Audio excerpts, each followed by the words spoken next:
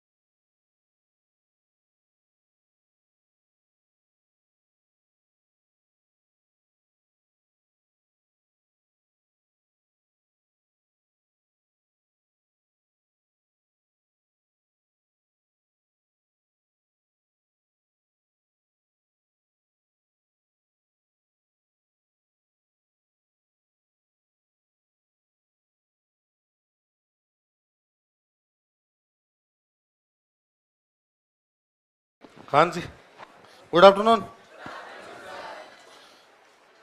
क्या पढ़ रहे थे हम? राणा सांगा। बताओ देखे, राणा सांगा कि जब अपने भाइयों से लड़ाई हुई तो उसको किसने बचाया था? विद्याचेत मालोत। कौन से गांव में, कौन से मंदिर में? फिर श्रीनगर में किसने शरण दी? तो सांगा जब राजा बना तब उसे कौन से परगने दिए गए? बनेड़ा और परबत। सांगा राजा बना तब दिल्ली का सुल्तान कौन था? मालवा का सुल्तान कौन था? और गुजरात का सुल्तान कौन था? इब्राहिम लोदी से सांगा के 2 युद्ध हुए, बताओ कौन कौन से? खातौली और बाड़ी। खातौली कहां पे, बाड़ी कहां पे? खातौली कब हुआ, बाड़ी कब हुआ? इन दोनों युद्धों में कौन जीता? अच्छा, उसका मालवा के कौन से सुल्तान से युद्ध हुआ? महमूद खिलजी सेकंड, क्योंकि महमूद खिलजी सेकंड का विद्रोही कौन था? मेदनी राय। मेदन राय कहां का था? और सांगा ने उसको कौन सा किला दे दिया था? इसलिए युद्ध भी कौन सा हुआ? गागरोन। कब हुआ? कौन जीता इस युद्ध में? और महमूद खिलजी सेकंड को कौन गिरफ्तार कर लेता है? तो सांगा ने उसको कितने गांव दिए? ईडर में कौन कौन भाई लड़ रहे थे आपस में? बहरमल और रायमल। सांगा ने किसको सपोर्ट किया? तो बहरमल को कौन सपोर्ट कर रहा था? मुजफ्फर शाह कहां का राजा था? और सांगा ने उसको। बयाना का युद्ध कब हुआ? किस किस के बीच में? बाबर की तरफ से वो किला किसके पास था? और बाबर का सेनापति कौन आया? कौन जीता इस युद्ध में? और सांगा जीता और उनका एक वाद्य यंत्र छीन लिया था। खानवा का युद्ध कब हुआ? इस युद्ध से पहले बाबर ने क्या घोषणा कर दी थी? कौन सा टैक्स हटा दिया था? और शराब नहीं पीने की। सांगा ने राजस्थान के राजाओं को लेटर लिखा, उस व्यवस्था क्या कहते हैं? और उसने कहां पर अपना पड़ाव डाला था? बुसावर। और कहां से मिलने वाली सहायता रोक दी थी? काबुल और दिल्ली। तो अब बाबर संधि करना चाहता है किसके माध्यम से? सलहदी तंवर कहां का था? रायसी। कहां का था? लेकिन सांगा के साथ उन्होंने संधि करने से क्या कर दिया? इतनी बात कल पढ़ ली थी।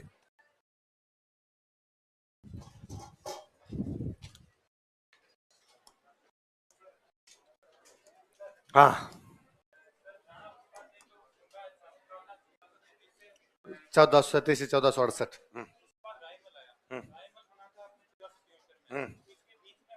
उद्दा बना तो बताया तो रायमल की पहली लाइन पढ़।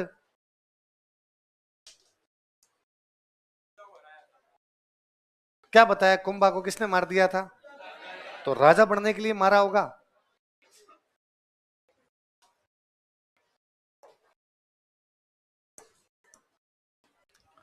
एक तरफ सेना लगी हुई है बाबर की, इधर सामने सेना किसकी खड़ी है? सांगा।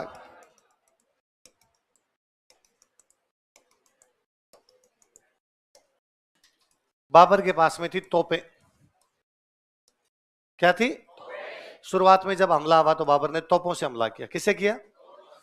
तो राजस्थान वालों के लिए आउट ऑफ सिलेबस था भाई। तोपें इस्तेमाल ही पहली बार हो रही थी, इससे पहले तोपों का इस्तेमाल नहीं हुआ था। तो शुरुआत में आगे वाली जो पूरी लाइन ही उड़ गई। आगे जो खड़े थे वो सारे के सारे तोपों के सामने जाके लड़े, वो सारे के सारे मर गए। अच्छा, अपने यहाँ लड़ने का तरीका ये था कि मान लो वागड़ से लड़ने के लिए कौन है? उदय सिंह। तो वो मान लो अपने 3000 आदमी लेके खड़ा है। यहाँ पे मान लो कोई दूसरा आदमी खड़ा है कि भाई बहरमल खड़ा है, कोई वीरमदेव खड़ा है, मालदेव खड़ा है, सब सेनापति अपनी अपनी सेना लेके खड़े रहते। यहाँ मान लो सांगा खड़ा है, यहाँ सलुम्बर का वो रतन सिंह चुंडावत खड़ा है, सब अपनी सेनाएं लेके खड़े। अब मान लो वागड़ वाला उदय सिंह युद्ध शुरू हुआ, तोपे चलने लगी। अच्छा, आपने ये भी था कि राजा खुद लड़ने के लिए जाएंगे। मुसलमानों में राजा केवल पीछे बैठ के डिक्टेट करता था, खुद लड़ता। यहाँ राजा लड़ने के लिए आया। अब वागड़ वाला उदय सिंह युद्ध शुरू हुआ, उसके गोली लगी, उसके तोप का गोला लगा, मर गया। अब मान लो इसके साथ 3000 आदमी है, ये अब नहीं लड़ेंगे, ये बाहर चले जाते कि भाई हम किसके साथ आए थे लड़ने के लिए? उदय सिंह के साथ। उदय सिंह तो मर गया, तो अब हम लड़ेंगे नहीं। तो तोप से सेना मर रही है, इसलिए कुछ तो सेनापति मर रहे हैं, इसलिए उनकी सेना क्या निकल रही है? बाहर। तो शुरुआत में बाबर लीड में है। जब सांगा ये चीज देखता है कि उसकी सेना बाहर निकल रही है, तोप से उसकी सेना मर रही है, तो दो निर्देश दिए गए। एक तो ये निर्देश दिया गया कि साइड में होके लड़ो, तोपों के सामने अपने जाना नहीं। भाई समझ में आ गया, इधर जाने मर रहे हैं तो अपने साइड साइड में लड़ते हैं, अलग से लड़ते हैं थोड़ा।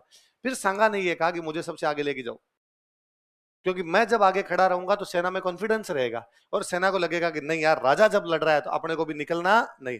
तो वापस स्थितियों को संभाल लिया, सांगा आगे जाके लड़ रहा है और इन्होंने तोपों से साइड में लड़ना शुरू कर दिया। शुरुआत में कौन बढ़त में था? बाबर। अब बढ़त में कौन आ गया? सांगा। ये चीज बाबर ने देखी पीछे बैठ के कि यार ये तो सांगा आगे आगे लड़ रहा है, इसलिए इसकी सेना तकड़ी लड़ रही है। तो अब उसने अपने एक 2000 तीरंदाजों की टीम बनाई। कितने? 2000। पहले तीरंदाज समझ गए, तीर छोड़ने वाले। पहले से उसकी एक टीम थी, उसने उन 2000 तीरंदाजों को कहा कि सारे के सारे तीरंदाज तीर किस पे चलाओ? सांगा हाथी पे बैठ के लड़ रहा था आगे आगे, तो सांगा पे तीर चलाए जाए। उनका भाई सांगा अकेला लड़ नहीं रहा है, सांगा के आसपास भी लोग लड़ रहे हैं, तो उसने कहा इनको भेद के निकालो। अच्छा, बाबर इस बात को जानता था कि 2000 में से एक का भी तीर यदि ढंग से लग गया और सांगा मर गया तो पूरी सेना ही वापस चली जाएगी। क्योंकि सेना लगेगा राजा ही चला गया, तब लड़के क्या करेंगे? और वही हुआ। सांगा हाथी पे बैठा है, एक तीर सांगा के लगा, हालांकि सांगा की मृत्यु तो अभी भी नहीं हुई, पर वो हाथी पे लुढ़क गया। अब कोई यहाँ बैठा हुआ हाथी पे लुढ़क गया तो पीछे तक दिखेगा। तो इस पीछे वाली सेना को ही लगा, अरे यार हमारा तो राजा ही चला गया, तो पीछे वाली सेना लौटने लग गई।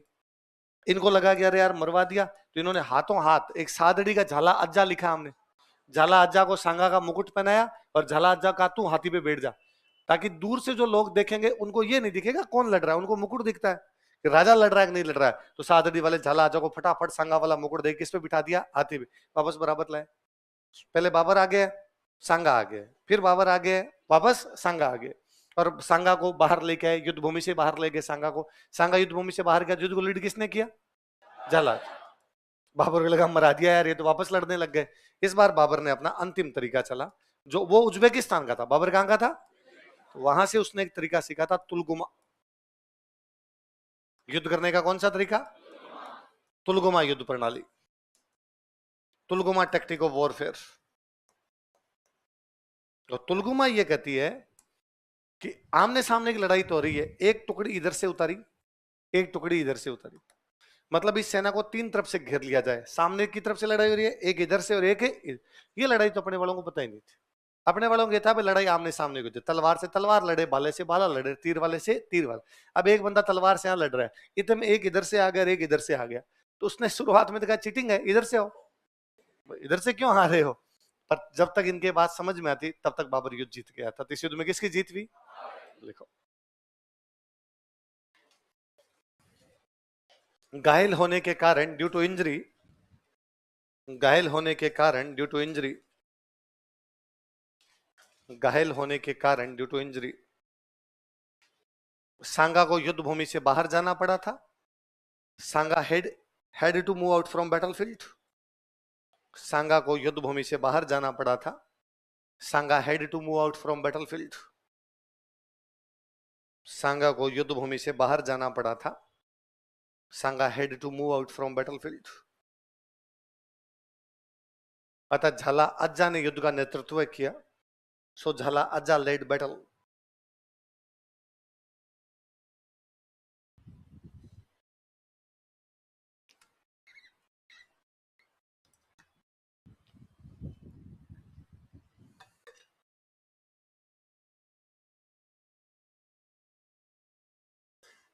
अतः झाला अज्जा ने युद्ध का नेतृत्व किया। सो झाला अज्जा लेड बैटल। लाइन चेंज कर लिखो। इस युद्ध में बाबर की जीत हुई।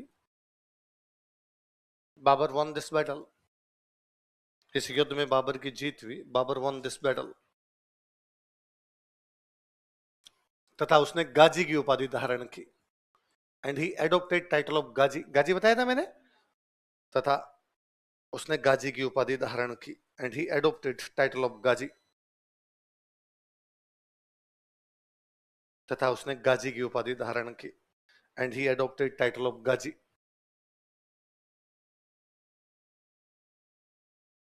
अब सवाल यही है कि सांगा क्यों हार गया, लिखो।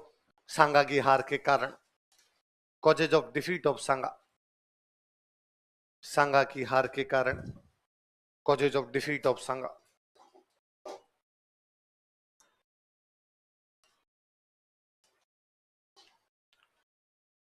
अभी मैंने बताया कि जैसे सेनापति मर रहा था तो उनकी सेना क्या निकल रही थी बाहर। इसका मतलब सेना में एकता की कमी है। किसकी कमी है, यूनिटी नहीं है। यूनिटी होती सब एक ही ऑर्डर फॉलो करते, लेकिन यहाँ वो लोग करें, हम तो उसका ऑर्डर फॉलो करेंगे जिसके साथ आए थे, और वो मर गया तो अब और किसी का ऑर्डर मानेंगे नहीं। थाने में थानेदार एक होना चाहिए, बाकी सब सिपाही होने चाहिए। थाने में थानेदार एक ही होना चाहिए, बाकी सब, यहाँ सारे थानेदार थे। तो बाद में ऑर्डर किसके मानते हो, लिखो। सांगा की सेना में एकता की कमी थी। There was lack of unity in Sanga's army. Sanga की सेना में एकता की कमी थी। इतने सारे लोग लड़ने के लिए गए, एकता पता नहीं कहां रह गई थी। एकता और चली जाती तो हारते। सांगा की सेना में एकता की कमी थी। There was lack of unity in Sanga's army.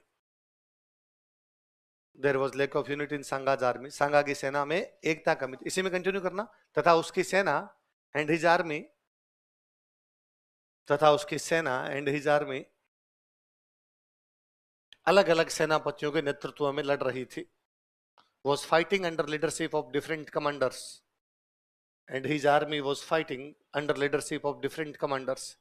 तथा उसकी सेना अलग अलग सेनापतियों के नेतृत्व में लड़ रही थी।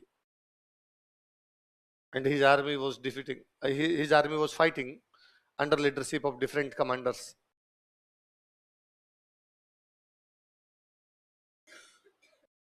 अलग अलग सेनापतियों के नेतृत्व में लड़ रही थी।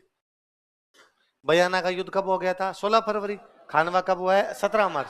बयाना आप जीते थे, हाथों हाथ हमला कर देते तो बाबर को युद्ध की तैयारी का समय मिलता, घायलों का इलाज करवाने का समय मिलता, अपने तोपे जचाने का समय मिलता। इसका मतलब आपने इसको युद्ध की तैयारी का क्या दे दिया था, देखो। बयाना युद्ध के बाद, आफ्टर बैटल ऑफ बयाना, बयाना युद्ध के बाद, after battle of Bayana,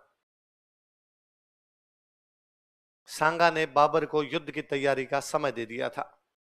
Sanga gave enough time to Babur for preparation of the battle. Sanga ने बाबर को युद्ध की तैयारी का पर्याप्त समय दे दिया था। Sanga gave enough time to Babur for preparation of the battle.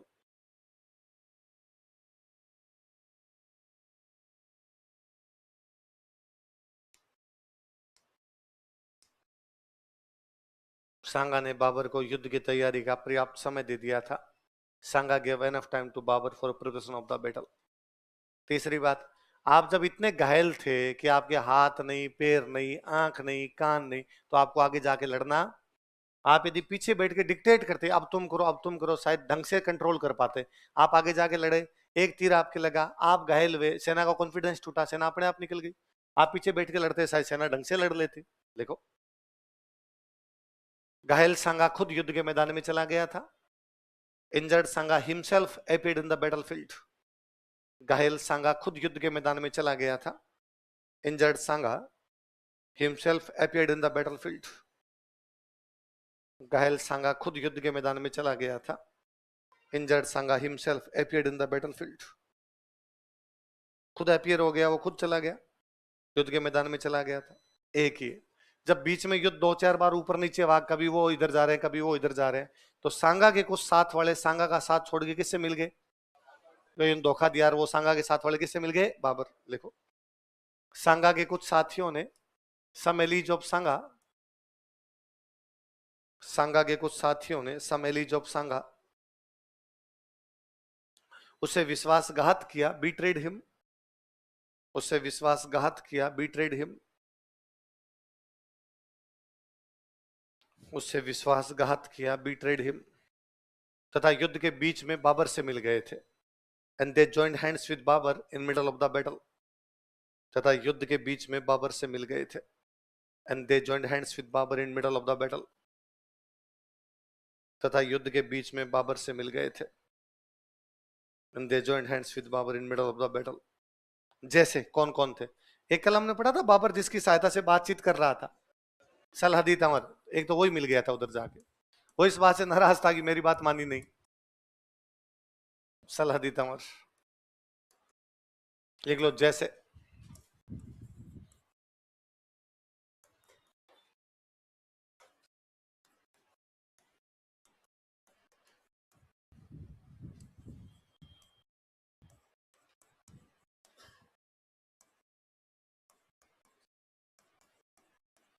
और एक खानजादे मुस्लिम।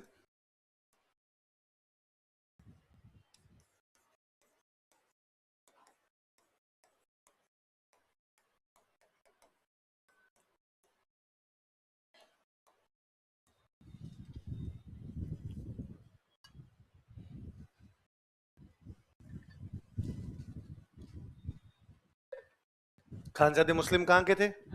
और सलहदी तंवर कहाँ का था? रायसीन। ये लड़े तो किसकी तरफ से थे? सांगा। लेकिन बाद में बीच में किसकी तरफ चले गए थे? बाबर। ये जो भी हमने लिखे हैं, सांगा की कमी है और सांगा का कमजोरी है कहीं ना कहीं।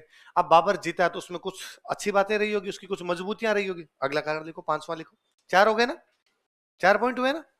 अब मैंने अभी बताया कि बाबर की जीत का मुख्य कारण उसका तोप खाना है। भाई पहली बार तोपें इस्तेमाल थी, इनको तो पता नहीं था इससे भी लड़ाई होती है। लिखो, बाबर का तोप खाना, आर्टिलरी ऑफ बाबर,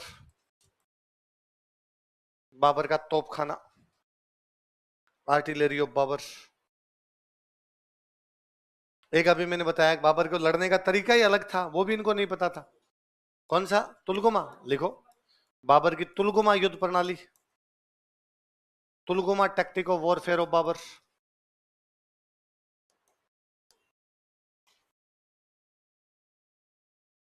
बाबर की तुलगुमा युद्ध प्रणाली, Tulughma tactic of warfare of Babur, Babur की तुलगुमा युद्ध प्रणाली, Tulughma tactic of warfare of Babur. एक अपने यहाँ हाथी बहुत ज्यादा यूज में लिया करते, जबकि बाहर से बाबर, ये जो लोग आए थे, बाबर कौन था? मुगल था। तो जो मुगलन आते थे ये यूज में लेते घोड़े। क्या यूज में लेते? हाथी 2-3 प्रकार से कमजोर पड़ते घोड़ों के सामने। एक तो घोड़ा तेज चलता है, हाथी बहुत धीमा धीमा चलता है, तो सेना की गति क्या हो जाएगी? धीमी हो जाएगी। जब तक घोड़े वाला मार के जाएगा तब तो हाथी आगे सरकेगा नहीं। दूसरा, हाथी पे बैठा हुआ आदमी दूर से दिखता है, इधर निशाना लगाना बड़ा इजी हो जाता है हाथी के ऊपर। तीसरा, हाथी यदि पागल हो जाए तो खुद की सेना को ही मार देगा, कंट्रोल नहीं होता वो। तो जब तोपें चली तो हाथियों के लिए भी तो आउट ऑफ सिलेबस हो गया। ये धमाके उन्होंने भी नहीं सुन रहे थे, तो हाथी भागे, इसलिए सेना की वो जो फॉर्मेशन करते हैं, फॉर्मेशन ही बिगड़ गया था कि कौन कहाँ खड़ा होगा कहाँ नहीं खड़ा होगा। तो ये भी इनके हार का कारण रहा कि बाबर के पास क्या थे, घोड़े, इनके पास क्या थे। देखो, मुगलों ने घोड़ों का प्रयोग किया था, मुगल यूज्ड हॉर्सेस, मुगलों ने घोड़ों का प्रयोग किया था, मुगल यूज्ड हॉर्सेस, मुगलों ने घोड़ों का प्रयोग किया था, मुगल यूज्ड हॉर्सेस, जबकि राजपूतों ने हाथियों का प्रयोग किया, अनलाइक एलिफेंट्स बाय राजपूत्स, जबकि राजपूतों ने हाथियों का प्रयोग किया, unlike elephants bye राजपूत्स।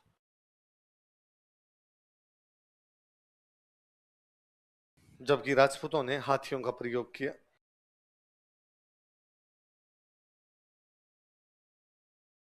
Unlike elephants bye राजपूत्स, राजपूतों ने किसका प्रयोग किया, हाथियों का प्रयोग। एक बात धीरे धीरे समझ में आई इन लोगों को भी कि जो बाहर से जो लोग आते थे, इनकी तलवारें या इनके बाकी हथियार बड़े हल्के थे, अपने यहाँ हथियार कैसे यूज में लेते, भारी। धीरे धीरे ये भी समझ में आया यार हल्की तलवार जल्दी चलेगी, भारी तलवार इतनी जल्दी चलेगी नहीं। देखो, मुगलों ने राजपूतों की अपेक्षा हल्के हथियारों का प्रयोग किया था, Mughal used lighter weapons than Rajputs, मुगलों ने राजपूतों की अपेक्षा हल्के हथियारों का प्रयोग किया था,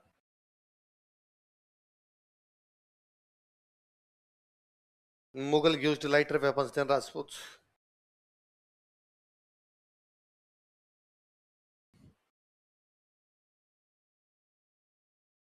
राजपूतों की अपेक्षा हल्के हथियारों का प्रयोग किया था। ये सांगा की हार के क्या रहे कारण, कौन से युद्ध में, खानवा। अब उस खानवा युद्ध का भारत के इतिहास में क्या महत्व है, हेडिंग डालो, खानवा युद्ध का महत्व है, इंपॉर्टेंस ऑफ बैटल ऑफ खानवा, खानवा युद्ध का महत्व है, इंपॉर्टेंस ऑफ बैटल ऑफ खानवा।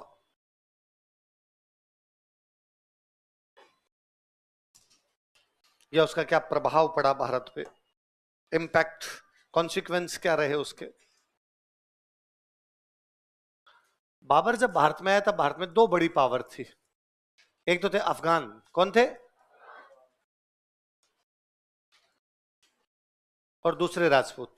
कौन कौन दो पावर है बताओ देंगे, अफगान और राज। खानवा में दोनों हार गए, सांगा लड़ रहा था, साथ में अफगान आए थे, अफगान भी आ रहे और राजपूत भी आ रहे।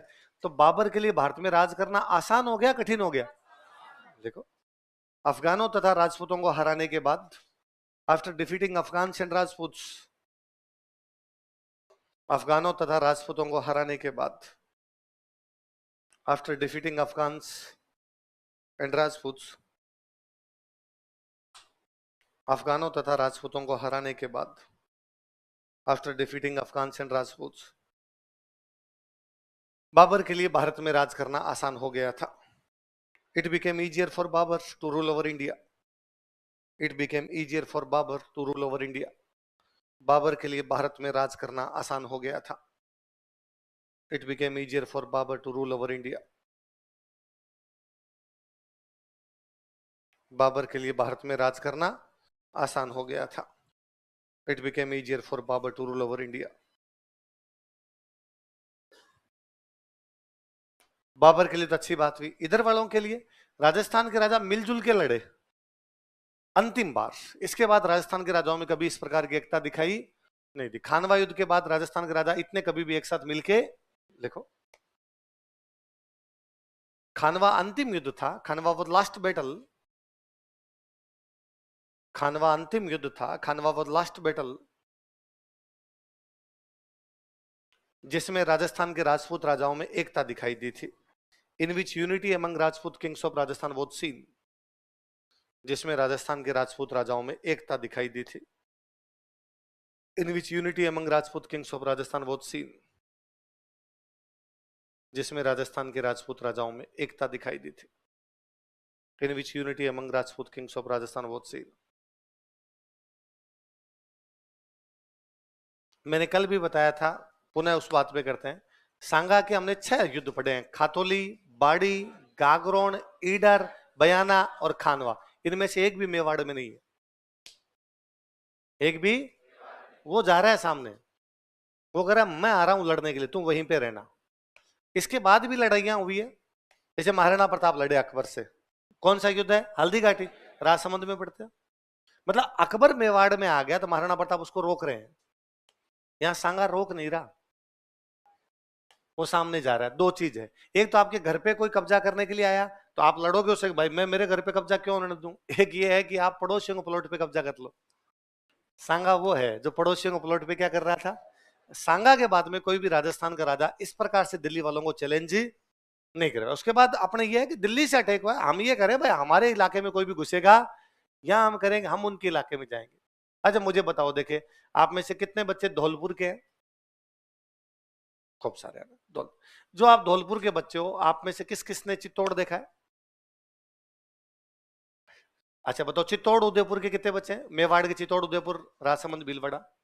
आप में से किस किस ने धौलपुर देखा है? धौलपुर गए तो क्यों गए थे? हैं? आगरा से कोई ट्रेन में आए तो इधर से आई। सांगा के बाद में तुम ही हो मेवाड़ी जो धौलपुर गए। भाई मेरे कहने का मतलब है ट्रांसपोर्टेशन नहीं है। चित्तौड़ और धौलपुर का सीधा कोई आना जाना, वो धौलपुर जाके लड़ा है बाड़ी, वो खानवा लड़ा है जाके, वो बयाना लड़ा है। आगरा राजधानी थी मुगलों की और लोधियों की। आगरा से बयाना, खानवा और बाड़ी अंदर 100 किलोमीटर है, 70 किलोमीटर, 80 किलोमीटर, 90 किलोमीटर वो दूरी है। और चित्तौड़ से तीनों जगह 500 किलोमीटर के आसपास पड़ी है। 470 किलोमीटर, 490 किलोमीटर, 525 किलोमीटर। तो आदमी कितना साम्राज्यवादी है कि अपनी राजधानी से कितना आगे निकल गया था कि लो मैं आता हूं लड़ने के लिए। सांगा के बाद दूसरा राजा कभी इस प्रकार नहीं कर पाया। लिखो, सांगा अंतिम राजपूत राजा था जिसने दिल्ली को प्रत्यक्ष चुनौती दी थी। Sanga was last Rajput king who directly challenge Delhi. Sanga अंतिम राजपूत राजा था जिसने दिल्ली को प्रत्यक्ष चुनौती दी थी। Sanga was last Rajput king who directly challenge Delhi.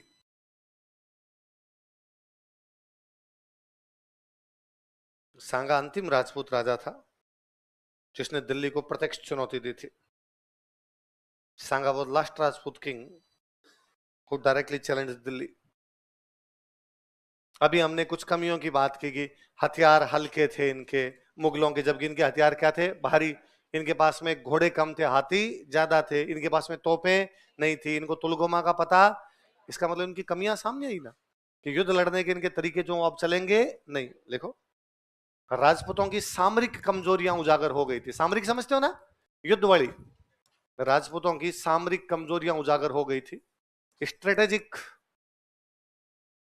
Weakness of Rajput were revealed. राजपूतों की सामरिक कमजोरियां उजागर हो गई थी। Strategic weaknesses of Rajput were exposed. राजपूतों की सामरिक कमजोरियां उजागर हो गई थी।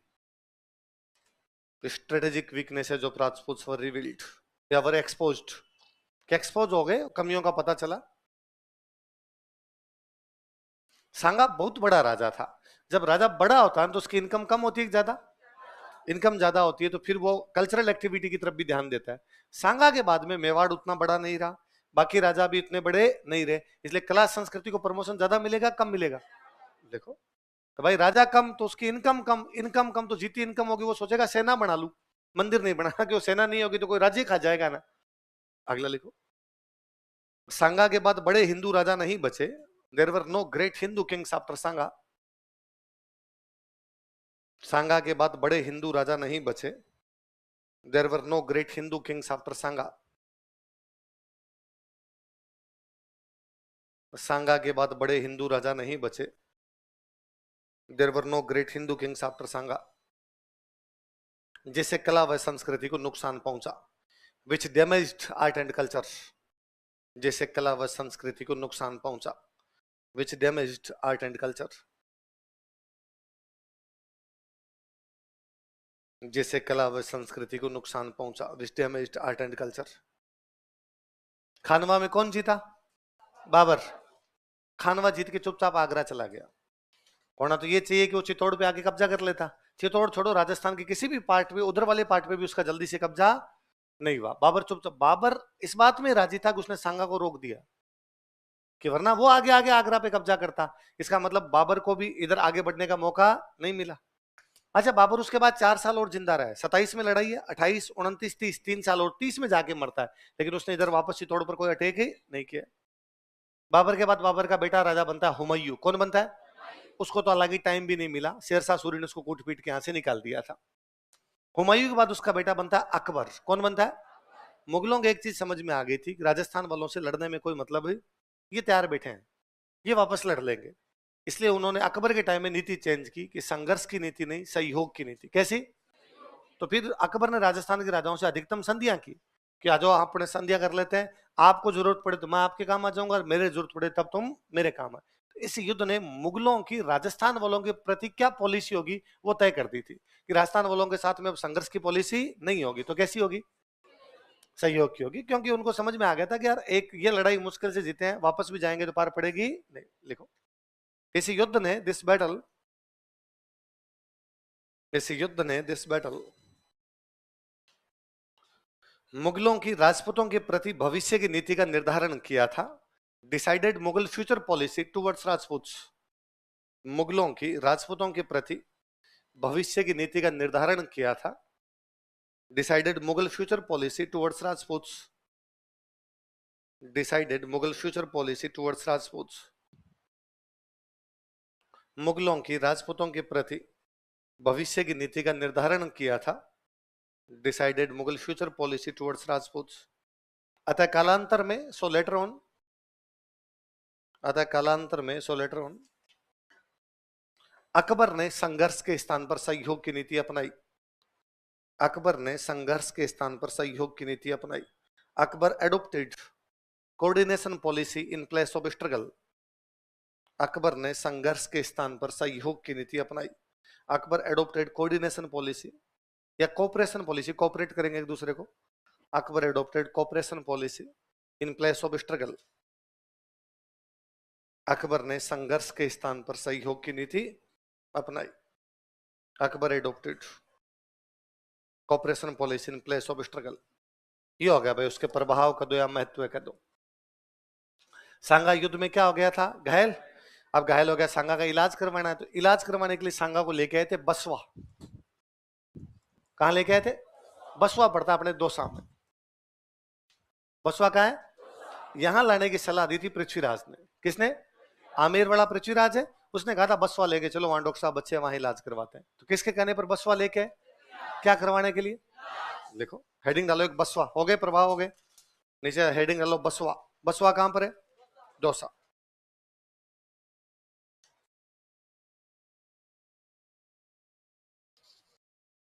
देखो, आमेर के पृथ्वीराज की सलाह पर, on advice of Prithviraj of Amer, कल पढ़ा था हमने। आमेर के पृथ्वीराज की सलाह पर, on advice of Prithviraj of Amer, घायल सांगा को यहां इलाज के लिए लाया गया था। Injured Sanga was brought here for treatment. घायल सांगा को यहां इलाज के लिए लाया गया था। Injured Sanga was brought here for treatment. घायल सांगा को यहां इलाज के लिए लाया गया था। Injured Sanga was brought here for treatment.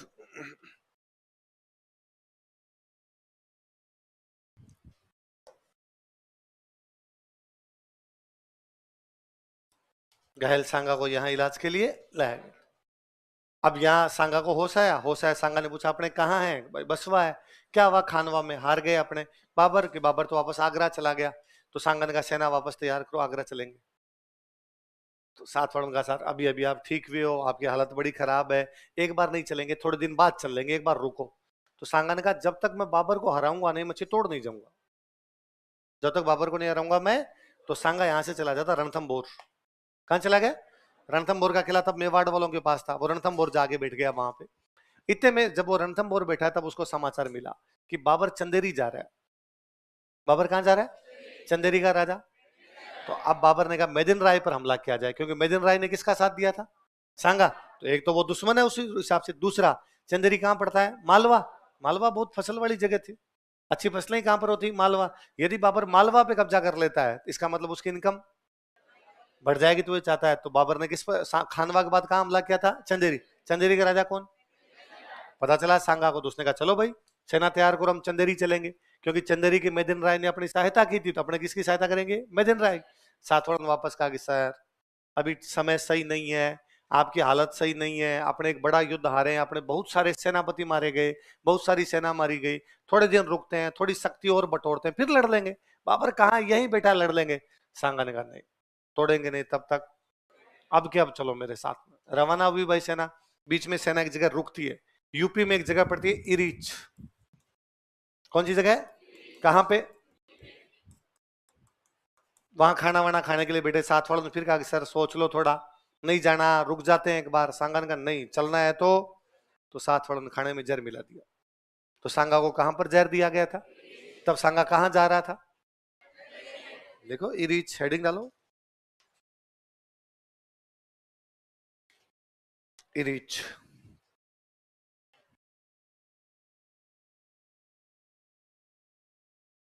यहां पर सांगा को जहर दिया गया था। सांगा वॉज पॉइजन्ड हियर। यहां पर सांगा को जहर दिया गया था। सांगा वॉज पॉइजन्ड हियर।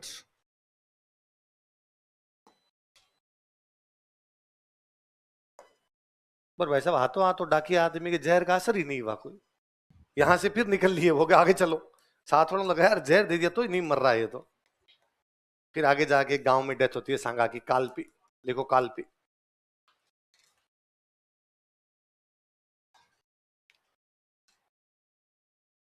कालपी भी कहां पर?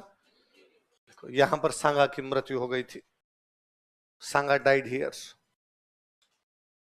यहां पर सांगा की मृत्यु हो गई थी।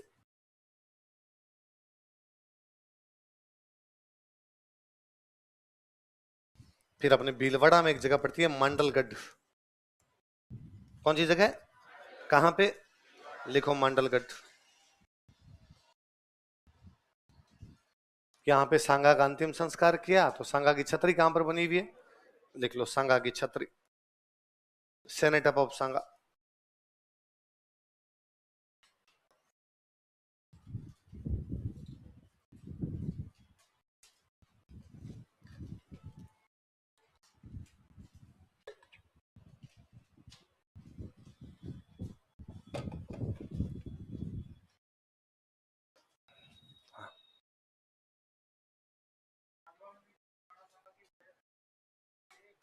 बनी वो तो बाद में पेनोरमा अब बनाया, अब बनाया सरकार।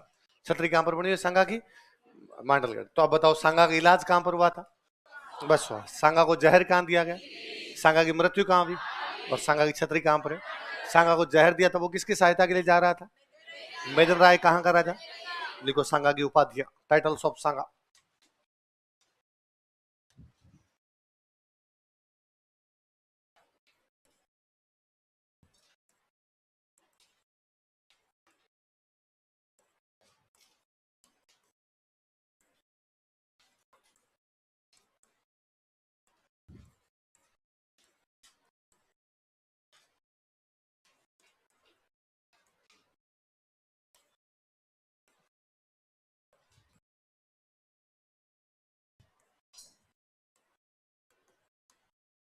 लिखो हिंदू पथ और सैनिकों का भग्नावशेष। हिंदू पथ और रेमिनेंट्स ऑफ सोल्जर्स।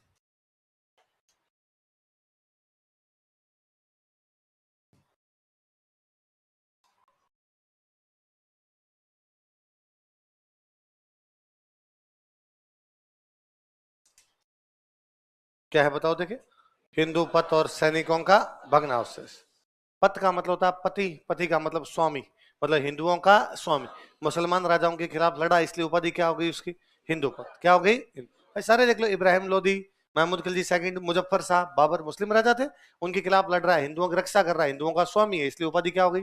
उसी प्रकार जैसे हिंदू सुल्तान, उसी प्रकार जैसे प्रबल हिंदू, उसी प्रकार जैसे हिंदू सूरज, वैसे वैसे इसको क्या कह दिया?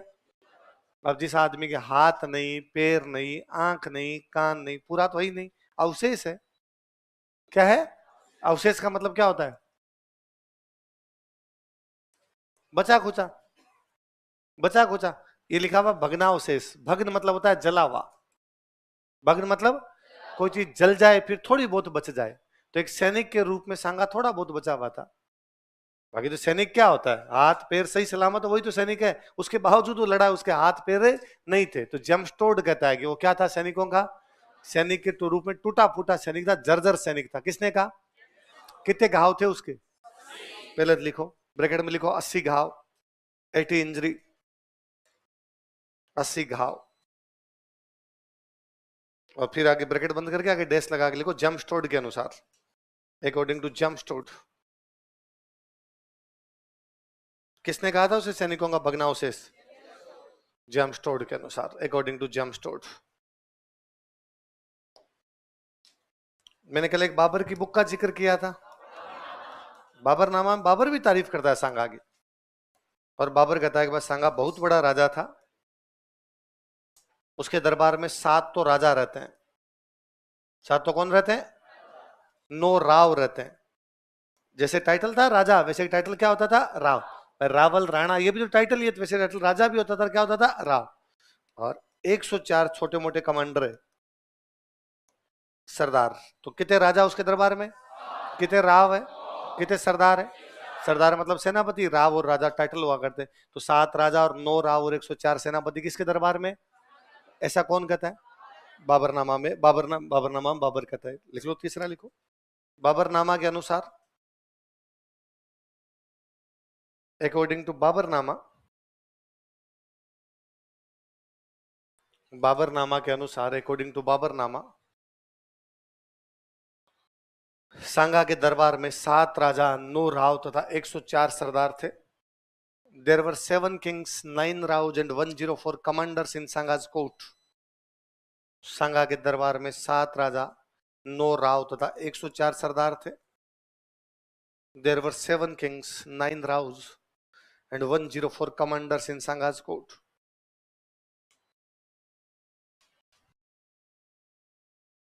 सांगा के दरबार में 7 राजा, 9 राव तथा 104 सरदार थे। There were 7 kings, 9 राव्स and 104 commanders in सांगा's court. किसके दरबार में? कितने राजा, कितने राव और कितने सरदार? 104। किसके दरबार में? याद रहेगी बातें? चलो अगला राजा लिखो।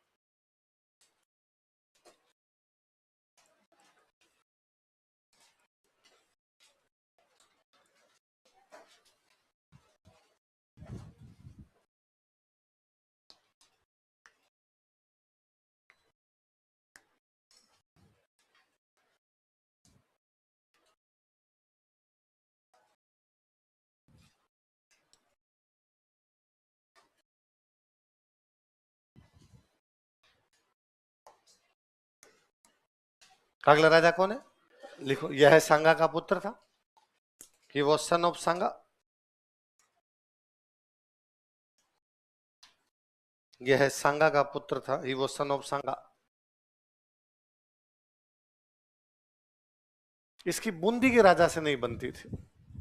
बूंदी के राजा का नाम था सूरजमल। क्या नाम था? कहां का राजा? किससे नहीं बनती उसकी? रतन सिंह कहां का राजा? मेवाड़। एक दिन दोनों शिकार खेलने के लिए गए, वहां आपस में दोनों लड़ लिए, दोनों ने एक दूसरे को मार दिया था। लिखो। यह बूंदी के सूरजमल के खिलाफ लड़ता हुआ मारा गया था। He died while fighting against Surajmal of Bundi.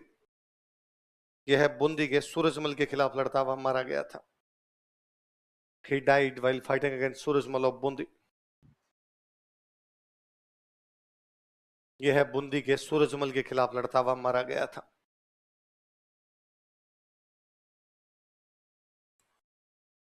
अगला राजा लिखो। विक्रमादित्य।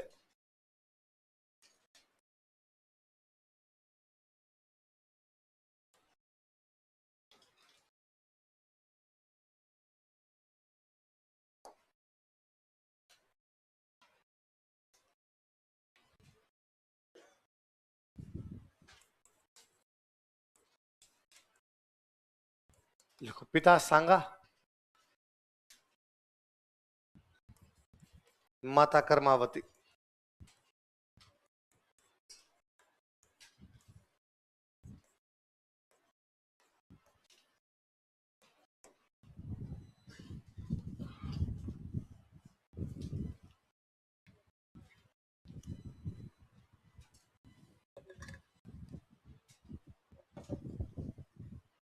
पिता का नाम क्या था?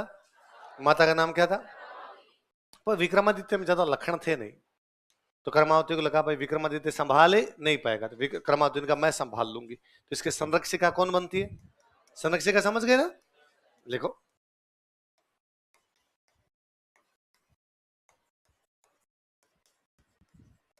कोई पूछेगा भाई कौन से राजा के समय उसकी माता शासन संभालती थी? विक्रमादित्य के समय। माता का नाम क्या था?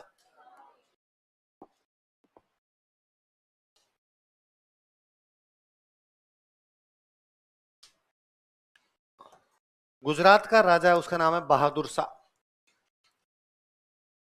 क्या नाम है राजा का? कहां का राजा बहादुर शाह? उसको लगा कि यार ये सही समय है। खानवा में 1527 में मेवाड़ वाले हारे, तब मेवाड़ की बड़ी सेना मारी गई, बड़े बड़े सेनापति मारे गए। 1528 में सांगा खुद मृत्यु हो गई। 3 साल बाद उसके बेटे रतन सिंह की मृत्यु हो गई। अब विक्रमादित्य राजा बना हुआ, पर उसमें ज्यादा लखन है, आक्रमण करते हैं मेवाड़ के ऊपर। तो मेवाड़ पर किसने अटैक कर दिया? बहादुर शाह कहां का राजा?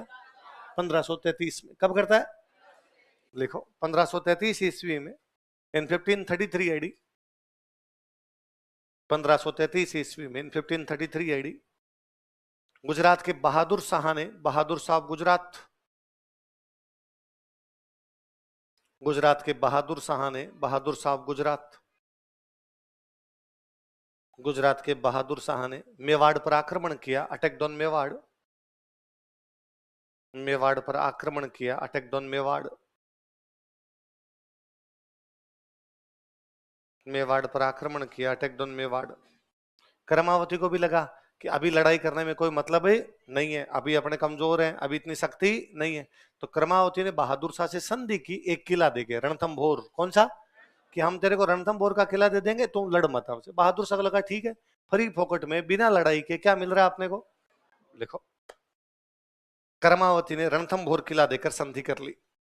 Karmavati concluded treaty by giving Ranthambore fort. Karmavati ने रणथंभोर किला देकर संधि कर ली। Karmavati concluded treaty by giving Ranthambore fort.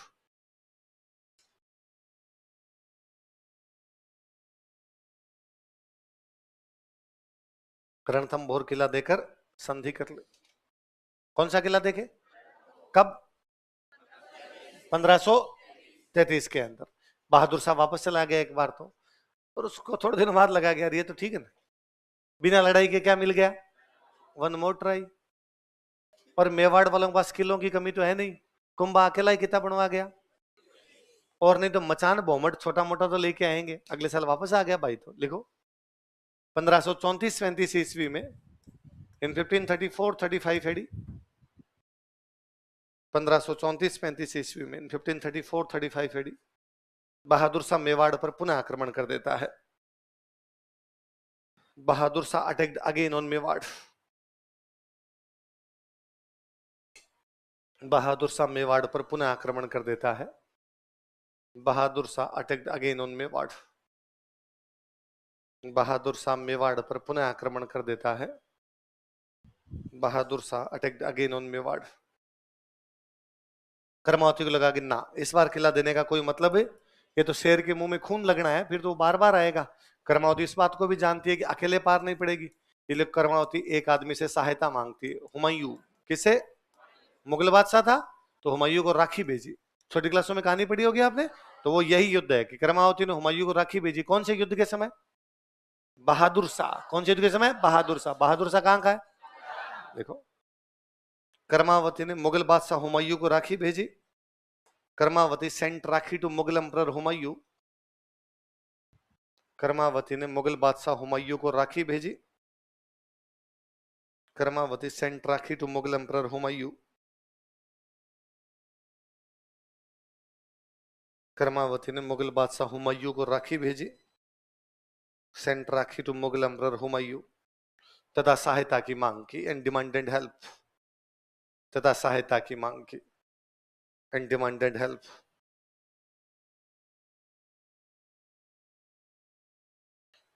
अब हुमायूं वहां से आता या नहीं आता, पर यह बात बहादुर शाह को पता चली कि मेवाड़ वाले किससे सहायता मांग रहे हैं। तो उसने हुमायूं के पास दूत भेजा कि हुमायूं, तेरे आने की जी में हो तो आम मत जाना यार, तू मुसलमान मैं मुसलमान, अपने तो भाई भाई हैं, मैं तो हिंदुओं के खिलाफ लड़ रहा हूं, तो इनका साथ क्यों दे रहा है? तो कुल मिला के हुमायूं इनकी सहायता करने के लिए अब नहीं आया तो अब मेवाड़ वालों लगा अकेले लड़ना पड़ेगा, पर अकेले अपनी सेना कम और दुश्मन की सेना ज्यादा, तो सीधे सीधे लड़ाई में तो कोई मतलब ही नहीं है। अब जो लड़ाइयां होती उनको बोलते साका। क्या बोलते? जब अपनी सेना कम हो दुश्मन की ज्यादा वो लड़ाइयां होती उनको क्या बोलते? साके में क्या क्या दो चीजें होती? जौहर और केसरिया। जौहर कौन करता और केसरिया कौन? देखो 1535 ईस्वी में, इन 1535 एडी, 1535 ईस्वी में, इन 1535 एडी, चित्तौड़ का दूसरा साका होता है। सेकंड साका ऑफ चित्तौड़ वो हैपेंड, चित्तौड़ का दूसरा साका होता है, सेकंड साका ऑफ चित्तौड़ वो हैपेंड।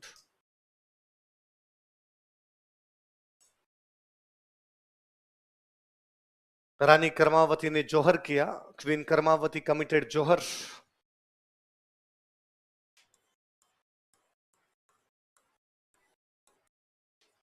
रानी कर्मावती ने जौहर किया, क्वीन कर्मावती कमिटेड जौहर। रानी कर्मावती ने जौहर किया। अच्छा, जौहर का मतलब क्या है? अग्नि में जलना। तो मतलब व्यक्ति को पता चल गया मरेगा।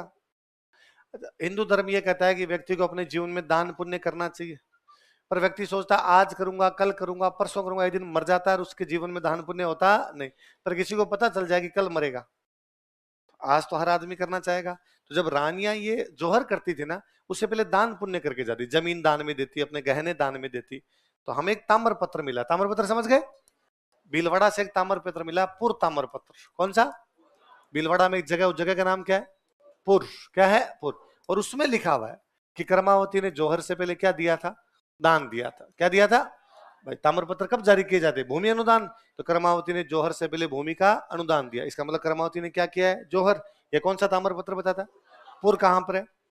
कब का ताम्रपत्र है? अच्छा, 1535 का ताम्रपत्र। इसका मतलब ये भी है कि जौहर कब हुआ है? सब चीजें पता चलती है। देखो, पुर ताम्रपत्र से इस जौहर की जानकारी प्राप्त होती है। Pur copper plate provides information about this jauhar. Pur Bhilwara में पुर ताम्रपत्र से इस जौहर की जानकारी प्राप्त होती है। Pur copper plate provides information about this jauhar.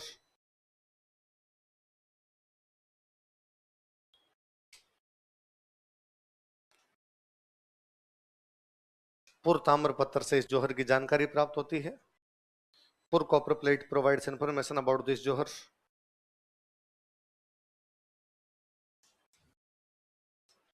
Pur ताम्रपत्र से इस जौहर की जानकारी प्राप्त होती है। अच्छा, दो चीज होती है, एक होता है जौहर और एक क्या होता है? केसरिया। केसरिया करता है राजा, पर राजा यहाँ पे कौन है? विक्रमादित्य। उसमें लखन हो तो कर्मावती को क्यों लड़ना पड़े? फिर तो वही देख ले।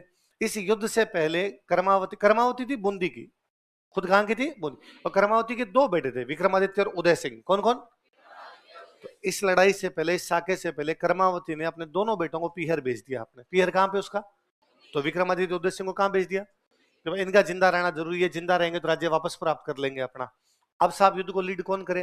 फिर कहा आप जो सबसे सीनियर कोई आदमी है वो देख लो, क्योंकि ज्यादातर तो खानवावल लड़ाई में काम ही आ गए थे। तो खानवावल लड़ाई में एक व्यक्ति था जो बच गया था, देवलिया का बाघ सिंह। कल पढ़ा था हमने, देवलिया प्रतापगढ़, और वहां का लड़ने के लिए कौन आया था? वो खानवा की लड़ाई में थे, उसमें घायल हो गए थे, लेकिन उनकी मृत्यु नहीं हुई थी। उनको कहा लो साहब एक बार फिर मरने का मौका दे रहे हैं आपको, और साके में जिंदा रहने का कोई चांस। लिखो, देवलिया के बाघ सिंह के नेतृत्व में केसरिया किया गया। बाघ सिंह ऑफ देवलिया लेड केसरिया। देवलिया के बाघ सिंह के नेतृत्व में केसरिया किया गया। बाघ सिंह ऑफ देवलिया लेड केसरिया।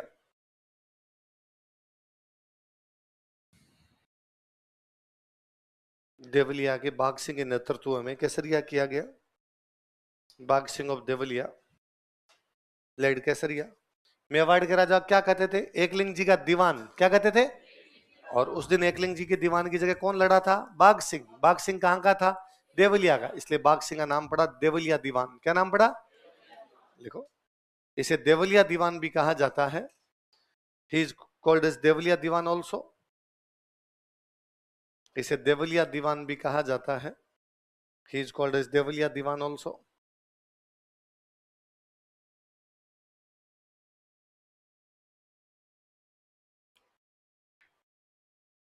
देवलिया दीवान भी कहा जाता है। बाघ सिंह चित्तौड़ के किले में एक दरवाजा है, वहां पे लड़ता हुआ मारा गया था। दरवाजे का नाम है पांडुपोड़। क्या नाम है? तो बाघ सिंह की छतरी कौन से दरवाजे पे? कौन से किले का दरवाजा है? लिख लो, बाघ सिंह की छतरी।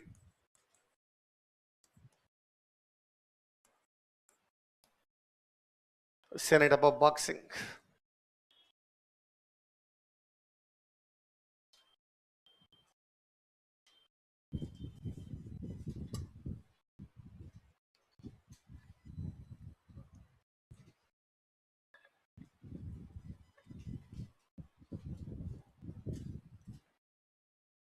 तो बाघ सिंह की छतरी कहां पर है? पांडुपोड़। पांडुपोड़ कहां पे? चित्तौड़। अब सुनो, देखो बहादुर शाह ने मेवाड़ पर क्या कर लिया? अधिकार। चित्तौड़ पर अधिकार कर लिया उसने। अब सुनना, मेवाड़, मेवाड़ के पास में एक बड़ा स्टेट कौन सा? गुजरात। और एक बड़ा स्टेट कौन सा? मालवा। कौन सा? बहादुर शाह कहां का राजा है? गुजरात का। कहां का राजा है? गुजरात। हमला करने के लिए कहां पर आया था? मेवाड़। पर इस हमले से पहले उसने मालवा पे कब्जा कर लिया था। कहां कब्जा कर लिया था? राजा तो कहां का था? गुजरात। कब्जा करके कहां बैठा था? और अब कब्जा करने के लिए कहां आया था? उसको लगा मेवाड़ पे जाए तो पूरा मेरा, गुजरात भी मेरा, मेवाड़ भी मेरा और मालवा। दिल्ली का राजा है हुमायूं। दिल्ली का राजा कौन है? हुमायूं। जब यह हमला करने के लिए आया बहादुर शाह, तब हुमायूं यहां है मालवा के ठीक ऊपर, ग्वालियर। कहां पर है? ग्वालियर मध्य प्रदेश में जगह पड़ती है। तो मेवाड़ वालों ने ग्वालियर मैसेज किया कि तू हमारी सहायता करने के लिए आ, लेकिन हुमायूं की सहायता करने के लिए नहीं है। पर हुमायूं ने दिमाग लगाया कि किसके बीच में लड़ाई चल रही है? गुजरात और मेवाड़। किसके बीच में? गुजरात का राजा कौन है? वो कहां पर बिजी है? और उसने कब्जा कहां कर रखा है? तो मालवा खाली है। जब बहादुर शाह इधर बिजी है तो मालवा खाली। वो ऊपर ही तो बैठा था, उसने कब्जा कर लिया। उसने कहा लड़ो तो आपस में, मुझे किसी की सहायता नहीं करनी, मैं किस पे कब्जा करूंगा?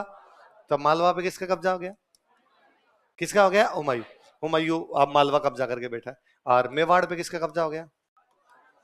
करमाउद्दीन सब लड़ते हुए मारे गए, तो यहाँ किसका कब्जा हो गया? बहादुर। मतलब बहादुर शाह के हाथ से मालवा निकला, मेवाड़ मिला। मालवा निकल गया, मालवा पे कब्जा कौन कर गया? हुमायूं। पर उसको मिल क्या गया? मेवाड़ मिल गया। अब बहादुर शाह कहां बैठा है? कहां बैठा है? मेवाड़। हुमायूं को पता चला कि बहादुर शाह कहां पर है, तो हुमायूं दिमाग लगाया कि अपने इधर चलते, गुजरात खाली पड़ा है। ये बात बहादुर शाह को पता चली, तो बहादुर शाह वापस कहां चला गया? अपने किसी एक सेनापति को यहाँ पे छोड़ गया और खुद कहां पे चला गया? गुजरात। हुमायूं को पता चला कि गुजरात जाने का कोई मतलब नहीं है, क्योंकि बहादुर शाह खुद कहां चला गया? तो उसने मालवा पे कब्जा किया, अपने एक आदमी को छोड़ा और खुद कहां चला गया? दिल्ली। अब कंडीशन क्या है? बहादुर शाह कहां पर है? गुजरात। उसका एक सेनापति कहां पर है? मेवाड़। और हुमायूं कहां पर है? दिल्ली। और उसका एक सेनापति कहां पर है? मालवा। ये कंडीशन है। गुजरात के इस साइड में अरब सागर है। अरब सागर है, अरेबिक सी है यहां पर अपने। अरब सागर में एक नई पावर आ गई थी, पुर्तगाली। कौन आ गए? Vasco da Gama. 1498 में तो वास्को डिगामा आया ही था केरला के अंदर। फिर अगले 30-35 सालों में वो गोवा पर कब्जा, गोवा तक आ गए थे। कहां तक आ गए? गोवा। तो इस पूरे अरब सागर के तट पर वो थे। अब पुर्तगालियों का यह कहना है कि पानी के अंदर हमारा कब्जा है, इस अरब सागर में कोई मछली पकड़ने भी जाएगा तो हमें टैक्स देगा, अरब सागर को देखने भी जाएगा तो हमें टैक्स देगा, अरब सागर में कोई व्यापार करने भी जाएगा तो हमें क्या देगा? टैक्स। इस बात को लेकर पुर्तगालियों की लड़ाई किससे हो गई? बहादुर शाह कह रहा है अरब सागर मेरे नजदीक है, तो अरब सागर में मेरे लोग तो जाएंगे यार, मछली पकड़ने भी जाएंगे, व्यापार करने भी जाएंगे, और कोई काम भी जाएंगे। और पुर्तगाली कह रहे ना, अरब सागर मतलब हमारा। तो बहादुर शाह को पुर्तगालियों ने कहा लड़ाई में क्या पड़ा, आगे समझौता कर लेते हैं, आजा तू बात करने के लिए आजा। तो बहादुर शाह पुर्तगालियों से बातचीत करने के लिए गया दमन और दीव। दमन दीव सुने?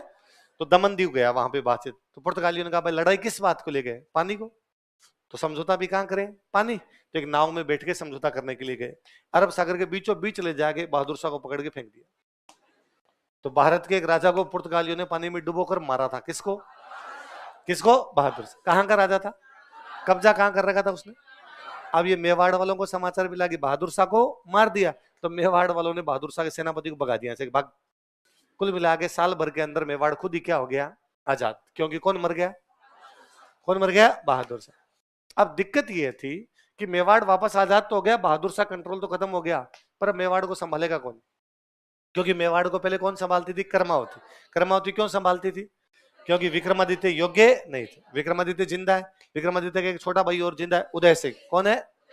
लोगों ने कहा भाई विक्रमादित्य को वापस बना दो ना यार, कोई मतलब तो है नहीं, विक्रमादित्य को बना दोगे लेकिन इससे पार पड़ेगी, तो उदय सिंह को बना देते हैं। पर कहा यार इतनी क्रिटिकल सिचुएशन में खानवा हारे, सांगा की मृत्यु, रतन सिंह की मृत्यु, कर्मावती वाला जौहर, कितने सारे लोग मारे गए, वापस खड़ा करना है मेवाड़ को, किसी अनुभवी आदमी की आवश्यकता है, थोड़ा एक्सपीरियंस वाला बंदा तो जो ऐसी कंडीशन को संभाल सके। हाँ यार ये बात भी सही है। तो थोड़ा सा मेवाड़ को स्टेबल करने के लिए, थोड़ा मेवाड़ सही हो जाए, बीच में कुछ टाइम के लिए किसी एक बंदे को संभलवाते हैं कि थोड़े दिन तू संभाल ले इस कुर्सी पे बैठ के, और बाद में राजा बनाएंगे उदय सिंह को। किसको किसको बनाए? ढंग के एक्सपीरियंस वाले सारे मर गए, आधे मर गए खानवा में, बाकी मर गए साके में, कोई बचा ही नहीं आपके पास। तो अब जो बचे हुए थे उनमें जो एक समझदार आदमी था उसका नाम था बनवीर। क्या नाम था? हमने उड़ना राजकुमार पृथ्वीराज पढ़ा है, उसकी दासी का बेटा, ये उसकी दासी का बेटा था। तो कहा बनवीर को संभलवा दो। तो बनवीर को कहा भाई बनवीर तू थोड़े दिन तक देख ले। कब तक? जब तक उदय सिंह को सत्ता ना सौंप दी जाए। तो मेवाड़ का प्रशासक या मेवाड़ का एडमिनिस्ट्रेटर किसको बना दिया गया? लाइन छोड़ के लिखना। बनवीर को मेवाड़ का प्रशासक बनाया गया। Banvir was appointed as administrator of Mewar. Banvir को मेवाड़ का प्रशासक बनाया गया। Banvir was appointed as administrator of Mewar. Banvir को मेवाड़ का प्रशासक बनाया गया।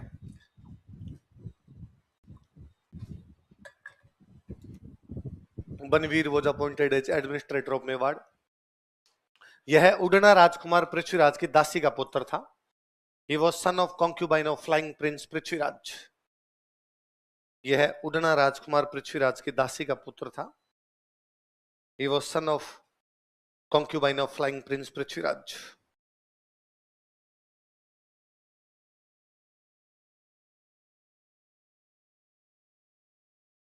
यह उड़ना राजकुमार पृथ्वीराज की दासी का पुत्र था।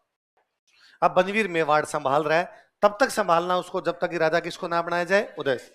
बनवीर राजा वाली सीट पे बैठा तो मजे आए उसको, वो लगे यार ये तो एंजॉय करने वाला मामला है इधर तो। पर वो डेली सोचता कि यार कब तक, जब तक ये उदय सिंह को इस सीट पर ना बिठा दे। तो उसका एक दिन दिमाग काम किया, उदय सिंह को मार दें तो? फिर उसको लगा ना यार, भले उदय सिंह को मार देंगे तो भी मेवाड़ वाले विक्रमादित्य को बना देंगे। ये कह देंगे भले ही कुछ ही हो लेकिन है तो सांगा का बेटा, है तो राजा का बेटा, टेढ़ा है पर मेरा है।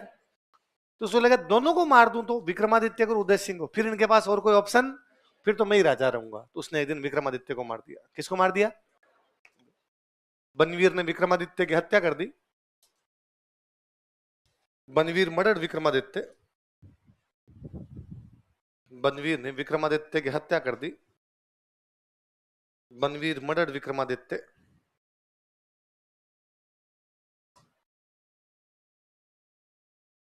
फिर आपने छोटी क्लासों की कहानी सुनी है। अब बनवीर किसको मारना चाहता था? उदय सिंह। और उदय सिंह की जो दाहिमा थे उनका नाम था पन्ना। क्या नाम था?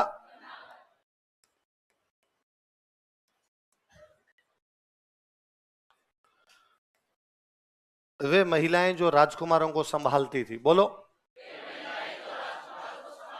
दाहिमा होती थी, है ना। पहले रानियों के बच्चों को संभालने के लिए महिलाएं हुआ करती, उन महिलाओं को क्या बोलते? आज के हिसाब से कहते नर्स, आया, नैनी, है ना। आज भी तो होती है भाई, कोई महिला है जो नौकरी करती है, अब उसका छोटा बच्चा है तो अपने घरों में दादी नानी।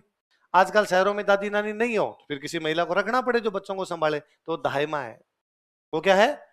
वह जो राजकुमारों को राजकुमारियों को संभालती उनको क्या बोलते? दाहिमा। तो उदय सिंह की जो दाहिमा है उनका नाम है पन्ना। क्या नाम है? क्या नाम है? दाहिमा तो वो है इसलिए पन्ना दाही नाम हो गया, बाकी नाम तो क्या उनका? पन्ना। क्या नाम है? पन्ना। काम क्या था? दाहिमा। काम क्या था? कर्मावती जब जौहर करती है तो कर्मावती पन्ना कहती है कि पन्ना इतने दिन तक तो मैं तो थी इसकी माँ और तू थी इसकी दाहिमा, अब मैं तो मरूंगी तो अब तू ही तो इसकी माँ है और तू इसकी ध्यान रखना, ये मेवाड़ का अगला रहना है। पन्ना ने कहा ठीक है। तो अब पन्ना किसको संभालती है? उदय सिंह। बनवीर ने विक्रमादित्य को मारा, मारने के बाद वो किसको मारने के लिए जा रहा है? उदय सिंह। एक नौकर ने यह देखा, वो भाग के पन्ना के पास गया, उसने कहा माँ पन्ना, बनवीर ने विक्रमादित्य को मार दिया है। नंगी तलवार लिए, खून से भरी हुई तलवार लेके कहाँ आ रहा है? उदय सिंह को मारने। वो महिला उस समय क्या करती, क्या सोच दिमाग में आया होगा उसको? उसे लगा कि नहीं, उदय सिंह को मारना मतलब मेवाड़ के राणा के परिवार का खत्म होना है, उदय सिंह को मारना मतलब मेवाड़ के अगले राणा का समाप्त होना है। और उस समय राजा का मतलब राज्य होता था, राज्य का मतलब देश है, तो मेवाड़ देश समाप्त हो जाएगा यदि उदय सिंह मर गया, तो इसलिए उदय सिंह को बचाना जरूरी है। कैसे बचाया जाए? अगला तलवार लेके आ रहा है, आप कैसे मुकाबला करोगे? उसके और कुछ दिमाग में आया नहीं। उसके खुद का बेटा था चंदन, क्या नाम था? दाहिमा था तो उनका भी तो परिवार था, उनका खुद का बेटा था, नाम क्या था? चंदन को फटाफट राजकुमार और जैसे कपड़े पहनाए, उदय सिंह को छुपाया और चंदन को सुला दिया। बनवीर उधर गुस्से में तो आया है, उसने आते पूछा कहाँ है उदय सिंह, कहाँ है? तो उसने कई देर तक वैसे एक्टिंग की पन्ना ने कि क्यों मार रहा है, क्या मिल जाएगा तेरे को मार के, तेरे को राज करना है तो राज ले ले, मैं तो वापस बूंदी चली जाऊंगी, क्योंकि वो कर्मावती कहाँ की थी? बूंदी, तो मैं तो वापस बच्चे को लेकर कहाँ चली जाऊंगी? बूंदी। हम तेरे से राज नहीं मांग रहे, जान बख्श दे। उसने कहा बता रही नहीं बता रही, तेरे को डूंगा मैं। तो उसने वैसे एक्टिंग कर देगा, मारना तो मार दे, ये सो रहा, इसको मारने से कुछ मिल जाएगा। उसने कपड़ा उघाड़ के देखा नहीं, वो चंदन को मार गया। किसको मार गया? एक महिला ने अपने देश के लिए बेटे का बलिदान दे दिया। मां पन्ना प्रातः स्मरणीय है, सुबह सुबह अगरबत्ती करने लायक है। ये कैसे कोई सोच सकता है कि कोई अपने बेटे का इसलिए बलिदान दे दे कि देश के राजा को बचाना जरूरी है? तो किसको बचाने के लिए? देखो क्या लिखा, क्या लाइन लिखी ऊपर वाली? बनीवीर ने विक्रमादित्य की हत्या कर दी। लिखो, वह उदय सिंह को भी मारना चाहता था। He wanted to murder Uday Singh also. वह उदय सिंह को भी मारना चाहता था। He wanted to murder Uday Singh also. वह उदय सिंह को भी मारना चाहता था। He wanted to murder Uday Singh also. लेकिन पन्ना दहाई ने, बट पन्ना दहाई, लेकिन पन्ना दहाई ने, बट पन्ना दहाई अपने बेटे चंदन का बलिदान देकर उसे बचा लिया था। Protected him,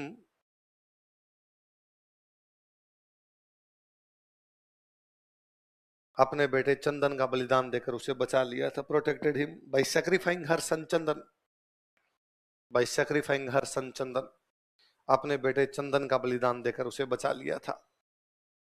protected him by sacrificing her son Chandan, अपने बेटे चंदन का बलिदान देकर उसे बचा लिया था। बाय सैक्रिफाइंग हर सन चंदन। अंधेरे का सा टाइम था, बनवीर मार के निकल गया, पन्ना उदय सिंह को बाहर निकालती है, दोनों वहां से रवाना होते हैं, चंदन की डेड बॉडी लेकर रवाना होते हैं, आगे कहीं जाके वो चंदन का अंतिम संस्कार करते हैं। अब कहाँ जाए? तो मेवाड़ की संकटकालीन राजधानी कौन सी? मेवाड़ के राणा पे संकट आए तो कहाँ जाए? कुंभलगढ़। तो पन्ना और उदय सिंह कहाँ जाते हैं? कुंभलगढ़। उस समय कुंभलगढ़ का किला जो संभालते थे उनका नाम था आशा देवपुरा। क्या नाम था? तो कुंभलगढ़ के किले की जिम्मेदारी किसके पास थी? पन्ना और उदय सिंह आशा देवपुरा के पास गए, ये बात बताई और कहा कि हमें कुंभलगढ़ किले के अंदर आने दे। वो डर गया, उसको लगा कि यदि बनवीर को पता चल गया कि उदय सिंह जिंदा है और वो कहां पर बैठा है? कुंभलगढ़, और मैंने उसको रखा है तो मेरे को कटेगा। तो उसने कहा भाई अपनी पार नहीं पड़ रही। आशा देवपुरा की माँ बड़ी बहादुर महिला थी। आशा देवपुरा की माँ ने आशा देवपुरा को समझाया कि ये किला हमें सांगा दे के गया था इस किले की रक्षा के लिए। आज सांगा का खुद का बेटा बाहर खड़ा होकर कह रहा अंदर आने, तो हम मना कैसे कर सकते हैं? हमने सांगा का खून खाया, हमने सांगा का नमक खाया, उसके लिए यदि मरना भी पड़ा तो हम मरेंगे, उसके बेटे को बचाना भी पड़ा तो हम बचाएंगे। तो पन्ना और उदय सिंह को कौन शरण देता है? कौन से किले में? देखो, आशा देवपुरा ने, आशा देवपुरा, आशा देवपुरा ने पन्ना दहाई तथा उदय सिंह को कुंभलगढ़ में शरण दी थी। गेव शेल्टर टू पन्ना दहाई एंड उदय सिंह इन कुंभलगढ़।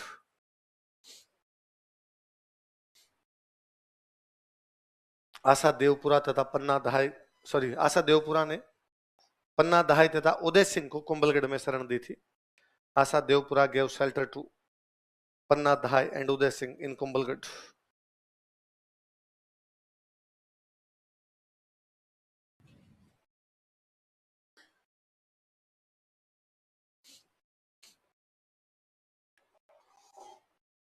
किसने दी शरण? आशा देवपुरा। अगला राजा लिखो, उदय सिंह।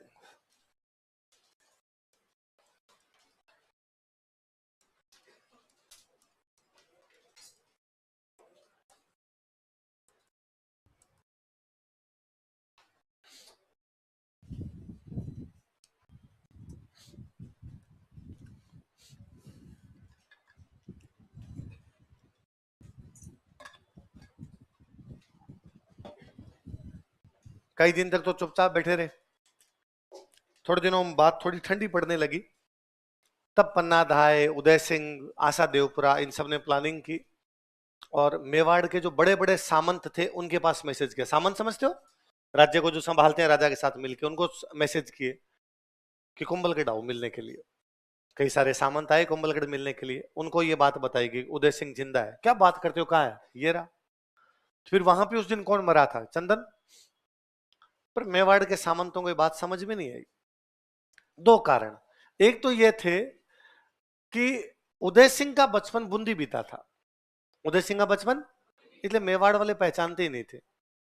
लेकिन क्या पता ही उदय सिंह है कि नहीं है।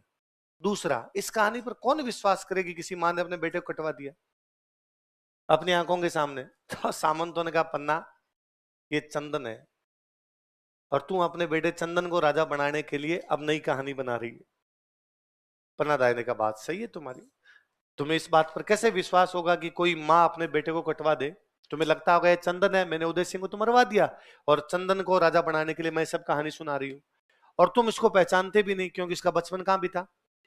तो बूंदी वाले तो पहचानते हैं, ननियाल वाले तो पहचानते, बुलाओ उनको। तो बूंदी वालों को बुलाया गया और बूंदी वालों को बुलाया, भाई ये कौन है? उनका अरे ये तो उदय सिंह है, तू कहाँ था रहते दिन? हमें लगा तू मर गया। उदय सिंह ने कहा मैं इधर ही था, ये मैं हूं, ये हमारा कुंभलगढ़, यहाँ हमारी पावरी चल रही थी, कई दिन से यही बैठा था मैं। अब ये क्लियर हो गया था कि ये कौन है? उदय सिंह। इसलिए अगला मेवाड़ का राजा कौन बनना चाहिए? उदय सिंह। पर अब बन के राजा को बन के कौन बैठा है? तो कुछ लोग बनवीर के सपोर्ट में भी जाएंगे, क्योंकि कई तो बनवीर के मंत्री बने हुए हैं। उनको पता है उदय सिंह यदि राजा बनेगा तो अपने को मंत्री कोई भी बनाएगा। अब दो गुट बन गए, एक गुट किसका? उदय सिंह का। एक गुट किसका? उदय सिंह कहां बैठा है? बनवीर कहां बैठा है? राजधानी। राजधानी कहां पर है? चित्तौड़। तो कई दिन तो छिटपुट इधर उधर बातें चली। फिर एक फाइनल बड़ा युद्ध होता है इनके बीच, मावली। कौन सा युद्ध होता है? पहले इसमें भी लिख लो, पिता और माता के नाम लिख लो, फिर लिखते हैं ताकि याद रहेगा वापस।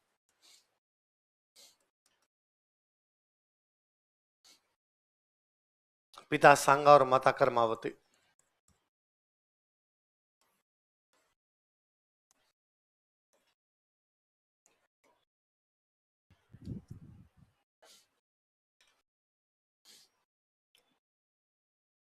पिता कौन है?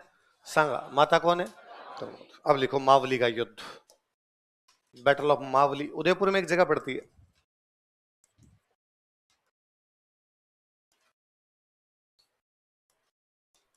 मावली कहां पर है? उदयपुर। बैटल ऑफ मावली लिख लो।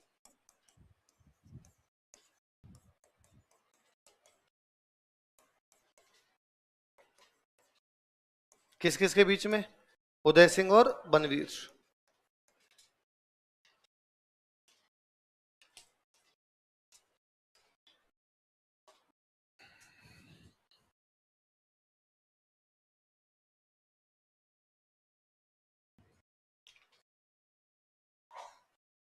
किस किस के बीच में बताओ देखे? उदय सिंह और बनवीर के बीच में। कौन सा युद्ध हुआ? कब हुआ? उदय सिंह जीत गया, बनवीर भाग जाता महाराष्ट्र। कहां भाग जाता है? उसके बाद उसके कोई समाचार नहीं। उदय सिंह ने कहां पर कब्जा कर लिया? चित्तौड़। लिखो, इस युद्ध में उदय सिंह की जीत हुई। Uday Singh von this battle.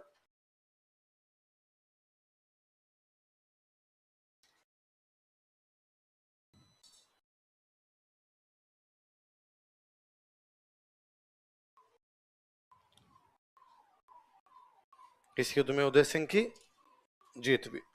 कौन से युद्ध में?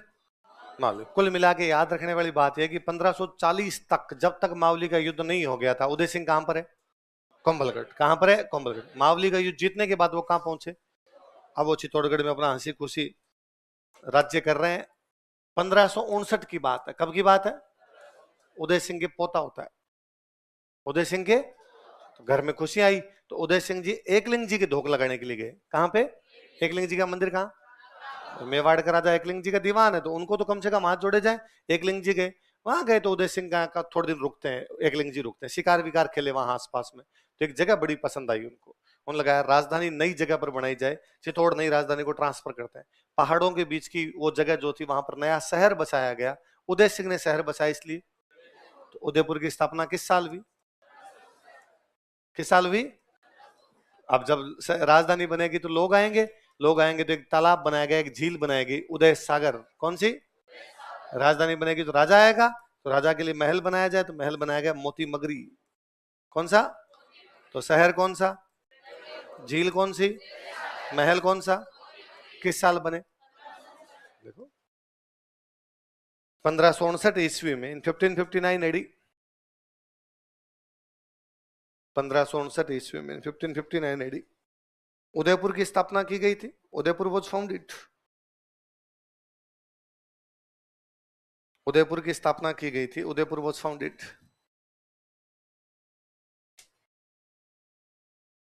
यहां उदय सागर झील व मोती मगरी महल का निर्माण करवाया गया था। लेक उदय सागर एंड मोती मगरी पैलेस वर बिल्ट हियर।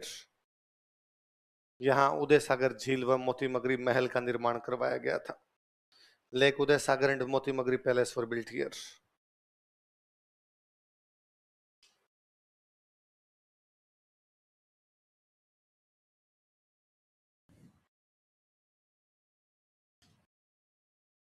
यहां उदय सागर झील व मोती मगरी महल का निर्माण करवाया गया था।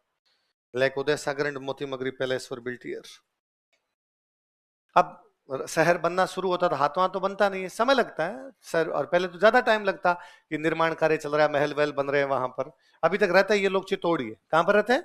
चित्तौड़। अभी तक शिफ्ट नहीं हुए, वो काम काज उसका शुरू करवाया। इतने में समाचार मिलते हैं 1567-68 की बात है। कब की बात है? कि अकबर आ रहा है चित्तौड़ पर आक्रमण करने। कौन आ रहा है? देखो 1567-68 ईस्वी में, इन 1567-68 एडी, 1567-68 ईस्वी में, 1567-68 एडी, अकबर ने चित्तौड़ पर आक्रमण कर दिया। Akbar attacked on Chittor.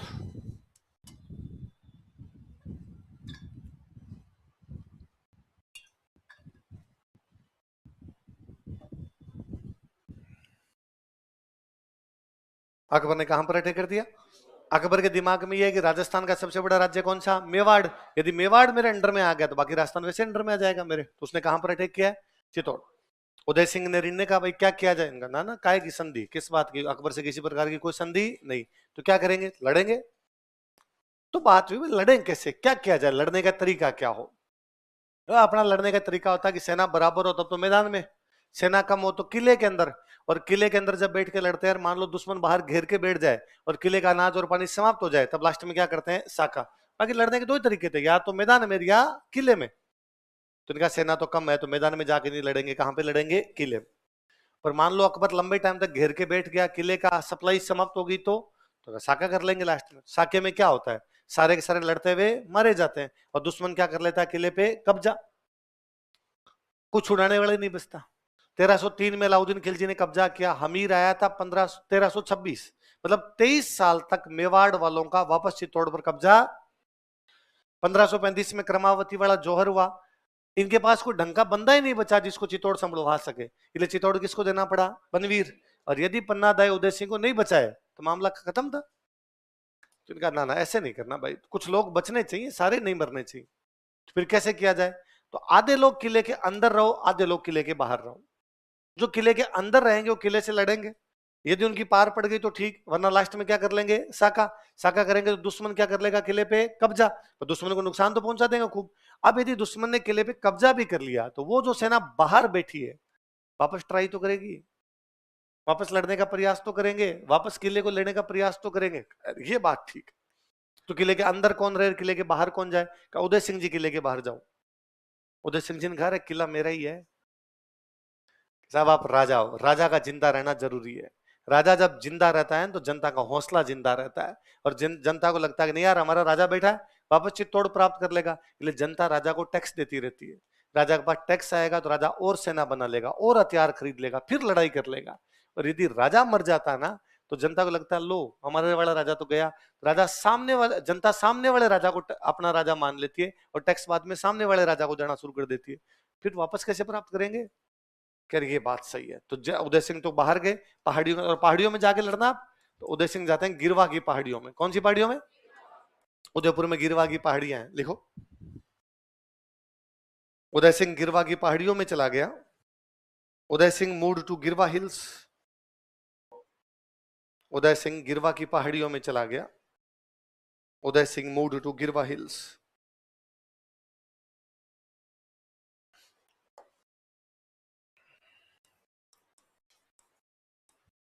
उदय सिंह गिरवा की पहाड़ियों में चला गया। उदय सिंह मूव्ड टू गिरवा हिल्स। तो किला कौन संभालेगा? तो दो सेनापतियों को किला सौंपा गया, जयमल और पत्ता। कौन कौन थे? देखो, जयमल तथा पत्ता ने चित्तौड़ किले का मोर्चा संभाला। Jaimal and Patta took charge of Chittor fort. Jaimal तथा पत्ता ने चित्तौड़ किले का मोर्चा संभाला। Jaimal and Patta took charge of Chittor fort.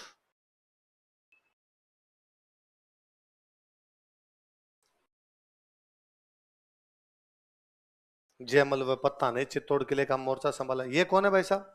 Jaimal Merta का राजा है। कहां का राजा है? खानवा युद्ध में मेड़ता से लड़ने के लिए कौन आया था? कौन आया था? वीरम। जयमल वीरमदेव का बेटा है। अकबर ने 1562 में, कब की बात है, मेड़ता पे कब्जा कर लिया था। कहां कब्जा कर लिया? तो जयमल बेरोजगार, तो जयमल मेवाड़ वालों की नौकरी करता है। जयमल राजा कहां का? मेड़ता। अकबर के कब्जे में कब आ गया मेड़ता? तो जयमल मेड़ता छोड़ के कहां आ गया था? मेवाड़। तो जब ये बात है भाई कौन लड़ेगा, तो जयमल ने कहा मैं। दो कारण है, एक तो एक्सपीरियंस है मुझे अकबर के खिलाफ लड़ने का, एक बदला लेना मेरा, तो मुझे लड़ने दो आप। तो कहा ठीक है भाई। एक तो कौन रहेंगे किले के अंदर? जयमल। देखो, जयमल मेड़ता का राजा था। Jaimal was king of Merta. Jaimal Merta का राजा था। Jaimal was king of Merta.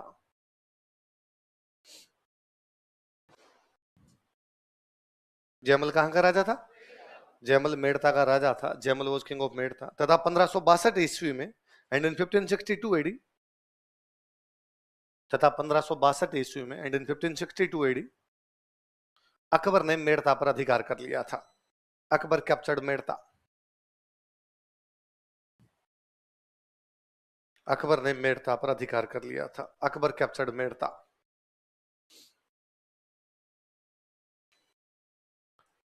दूसरा आदमी कौन है? पत्ता। राजसमंद जिले में एक जगह है अपने आमेट। कौन सी जगह? पत्ता आमेट का सामंत है। कहां का सामंत है?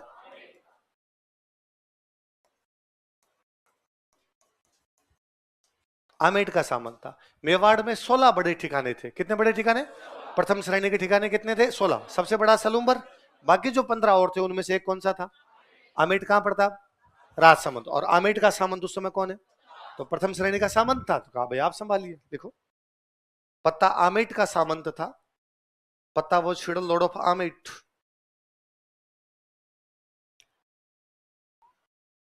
पत्ता आमेट का सामंत था। पत्ता वो शेडल लॉर्ड ऑफ आमेट। तथा आमेट मेवाड़ का प्रथम श्रेणी का ठिकाना था। And Amet was first great ठिकाना ऑफ मेवाड़। तथा आमेट मेवाड़ का प्रथम श्रेणी का ठिकाना था। And Amet was first great ठिकाना ऑफ मेवाड़।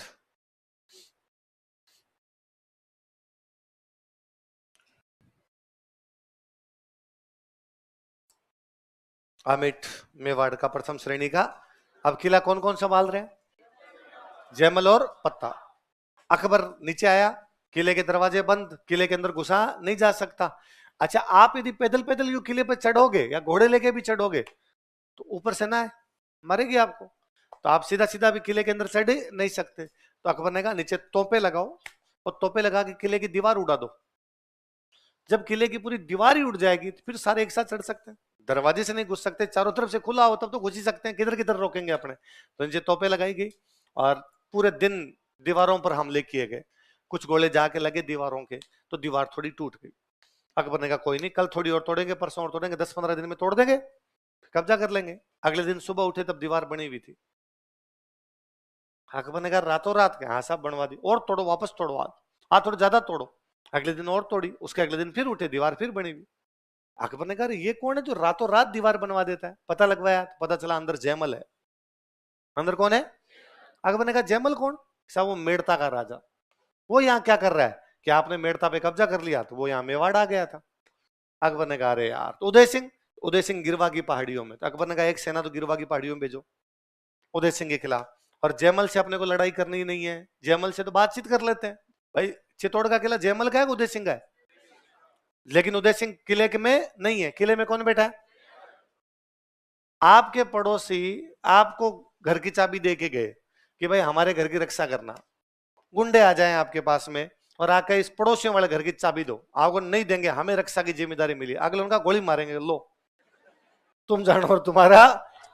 तो अकबर ने जयमल के पास मैसेज किया कि सॉरी ब्रो, मैंने तुमसे 1562 में क्या छीन लिया था, मेड़ता, अब मैं तुझे मेड़ता वापस देने के लिए तैयार हूं, तू मेरे को क्या दे दे, मेड़ता ले, चित्तौड़, और वैसे भी चित्तौड़ तेरा तो है नहीं, चित्तौड़ किसका है, उदय सिंह का। जयमल ने वापस रिप्लाई भेजा कि है गढ़ मारो हूं धनी, बोलो देखे, धनी मतलब है गढ़ मारो, किला मेरा है, हूं धनी मैं इसका, असुर फिरे किम आण, बोलो, इस किले में राक्षस घुसे, मतलब तू राक्षस है, तू इस किले के अंदर आ नहीं सकता क्योंकि किला मेरा है, मैं किले का कुंचा ज्यों चित्रकूट रही, बोलो, कुंची मतलब होती है चाबी, कुंची मतलब चाबी, चित्रकूट मतलब कल बताया था मैंने, चित्तौड़ की चाबियां, दीदी मोही दीवान, बोलो, मेवाड़ के राजा क्या बोलते थे, एकलिंग जी का दीवान, एकलिंग जी के दीवान किले की चाबियां मुझे दे के गए, इसलिए किला मेरा है, मैं किले का मालिक हूं और किसी राक्षस की औकात नहीं जो किले के अंदर घुस जाए। अकबर को कहा वैसा वो तो एकदम ही मना कर रहा है। अकबर ने कहा कोई नहीं। अकबर ने वापस मैसेज किया कि भाई मेड़ता तो तेरा है, वो तो दूंगा, नागौर और दे दूंगा, क्या दे दूंगा, एक के साथ एक, मेड़ता के साथ क्या फ्री मिल जाएगा, तू मेरे को चित्तौड़ दे दे, मेड़ता और नागौर ले ले। अकबर ने, जयमल ने वापस रिप्लाई किया, भूख न मिटे मेड़ तोर, ना मिटे नागौर, बोलो देखे, आ रजवट भूख अनोखड़ी, मरिया मिटा है चित्तौड़, ये तो वीरता की भूख है, जो चित्तौड़ के लिए लड़ते हुए मरेंगे तभी मिटेगी। अकबर तेरे मेड़ते और नागौर से मेरी भूख मिटने वाली। कुल मिला के जयमल ने तय कर दिया था किसी प्रकार के समझी समझौते के पक्ष में। अब अकबर ने कहा ये रात को दीवार बनवाते तब इनका पता लगाओ कब बनवाते हैं। और एक दिन जयमल चित्तौड़ के किले की दीवार पर घूम रहा था, इंस्पेक्शन कर रहा था। अकबर के पास एक बंदूक थी, उसका नाम था संग्राम। क्या नाम था? अकबर नीचे निशाना लगाता है, जयमल के पैर में गोली लगती है, तो जयमल घायल हुआ अकबर की बंदूक से। अकबर की बंदूक लिखो, अकबर की बंदूक, अकबर्स गन।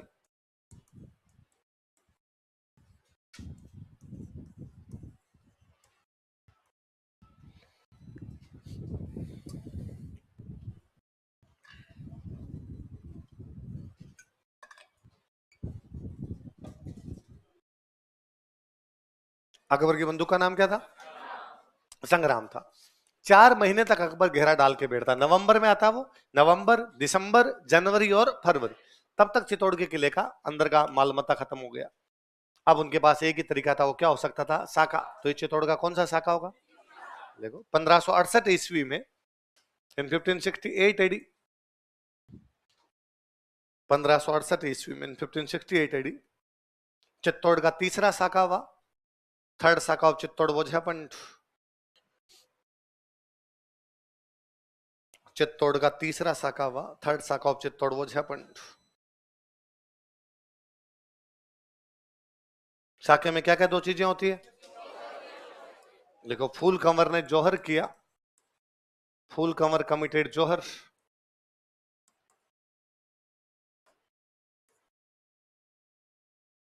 फूल कंवर ने जौहर किया, फूल कंवर कमिटेड जौहर। फूल कंवर ने जौहर किया, फूल कंवर कमिटेड जौहर। यह जयमल की बहन तथा पत्ता की रानी थी।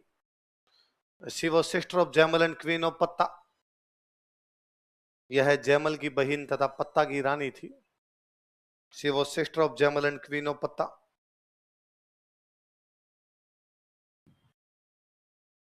यह जयमल की बहन तथा पत्ता की रानी थी। She was sister of Jaimal and queen of Patta. किसकी बहन थी और किसकी रानी थी? कौन? फूल कंवर। इसका मतलब जयमल पत्ता आपस में साड़े बनो ही है, दोनों को जिम्मेदारी मिली हुई। तो किसकी बहन थी, किसकी रानी थी? कौन? तो फूल कंवर किसकी रानी है? फूल और, देखो, जयमल तथा पत्ता ने केसरिया का नेतृत्व किया। जयमल एंड पत्ता लेड केसरिया। जयमल तथा पत्ता ने केसरिया का नेतृत्व किया। जयमल एंड पत्ता लेड केसरिया। कहते जयमल के पैर में गोली लगी हुई थी तो खड़े नहीं हो पा रहे थे, तो जब सब युद्ध की तैयारी करने लगे तो जयमल रोने लग गए। तो साथ वालों ने पूछा, अरे क्या हुआ? जयमल ने कहा, यार कितना दुर्भाग्य का दिन है कि आज जब दुश्मन से लड़ने का मौका आया है, सामने छाती जाके भिड़ेंगे दुश्मन से। आज आज जब उसको बताएंगे कि हम क्या कर सकते हैं, सारे सैनिक जब केसरी कपड़े पहनकर बाहर लड़ने के लिए जा रहे हैं, मैं इसको किले की चाबियां मिली, जो किले का मालिक हूं, मेरे पैर में गोली लगी हुई है, मैं खड़ा नहीं हो पा रहा हूं, मैं कैसे लड़ूंगा? तो उन सैनिकों में एक सैनिक थे, उनका नाम था कल्ला राठौड़। क्या नाम था उनका? अंकल यार ऐसे मत करो, आप मेरे कंधों पे बैठ के लड़ लो। तो जयमल ने किसके कंधों पर बैठ के युद्ध किया? देखो, जयमल ने कल्ला राठौड़ के कंधों पर बैठकर युद्ध किया था। Jaimal fought along with Kalla Rathore on his shoulders. Jaimal ने कल्ला राठौड़ के कंधों पर बैठकर युद्ध किया था। Jaimal fought along with Kalla Rathore on his shoulders. Jaimal ने कल्ला राठौड़ के कंधों पर बैठकर युद्ध किया था। Jaimal fought along with Kalla Rathore on his shoulders. Patta Chittor के किले में एक दरवाजा है, रामपोल। कौन सा दरवाजा है? रामपोल पे लड़ते हुए मारे गए, इसलिए पत्ता की छतरी कहां बनी हुई है? लिखो, पत्ता की छतरी, सेनेट ऑफ पत्ता।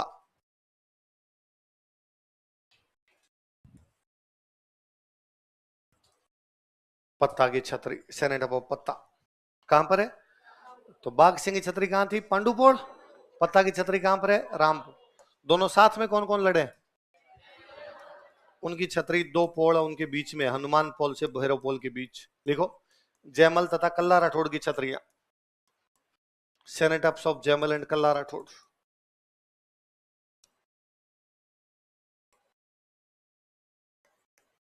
हनुमान पोल से भैरव पोल के बीच, फ्रॉम हनुमान पोल टू भैरव पोल।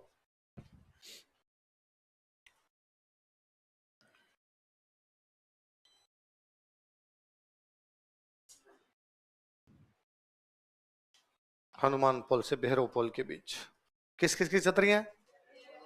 जयमल और कल्ला राठौड़।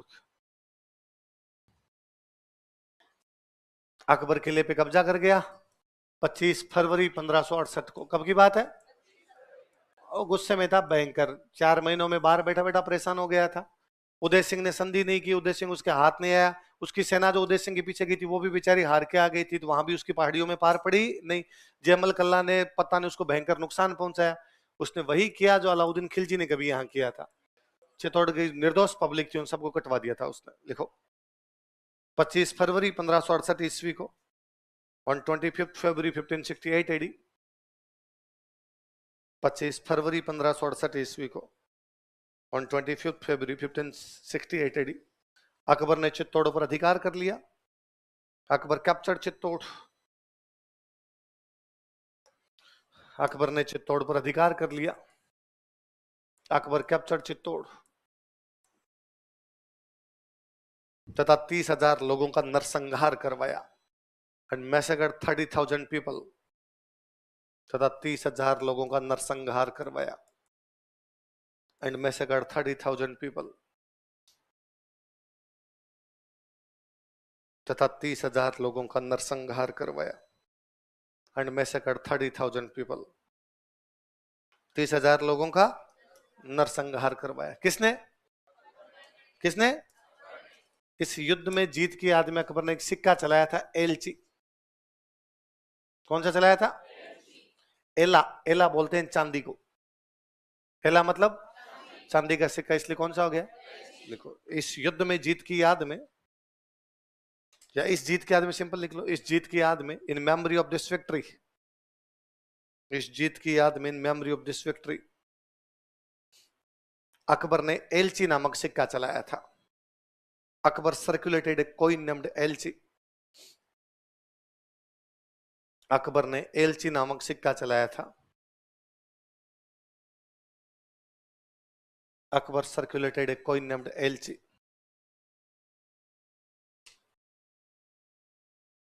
अकबर जयमल पत्ता से बड़ा प्रभावित होता है। अरे यार, क्या बहादुर सेनापति थे, जिनका किला नहीं था, किले का मालिक भी किले में नहीं था, उसके बावजूद लड़े। अकबर ने जयमल और पत्ता दोनों की मूर्तियां लगवाई थी आगरा के किले में। कहां लगवाई थी? पर आज यदि हम आगरा किला देखने जाते हैं तो मूर्तियां नहीं है, इसका मतलब बाद में मूर्तियां गिरवाई गई है। एक फ्रांस का यात्री था बर्नियर। कौन था? उसकी बुक में इसकी जानकारी है। उसने बुक लिखी थी travels in the Mughal empire. कौन सी बुक लिखी थी? जैसे जेम्स टोड ने कौन सी लिखी थी? Travels in the western India. इसने कौन सी लिखी थी?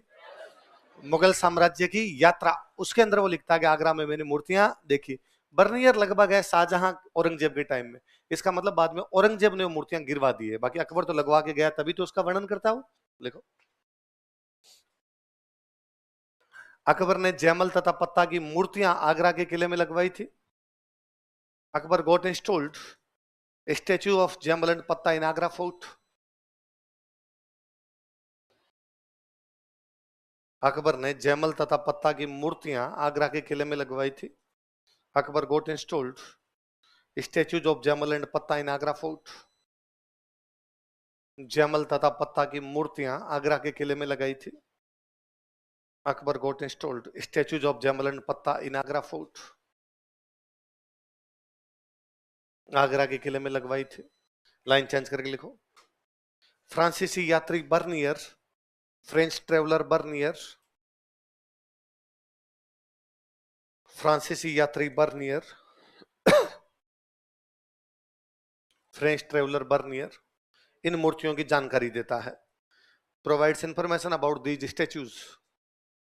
इन मूर्तियों की जानकारी देता है। Provides information about these statues. इन मूर्तियों की जानकारी देता है। लिख लो बर्नियर की पुस्तक, नीचे नाम लिख लो अलग से।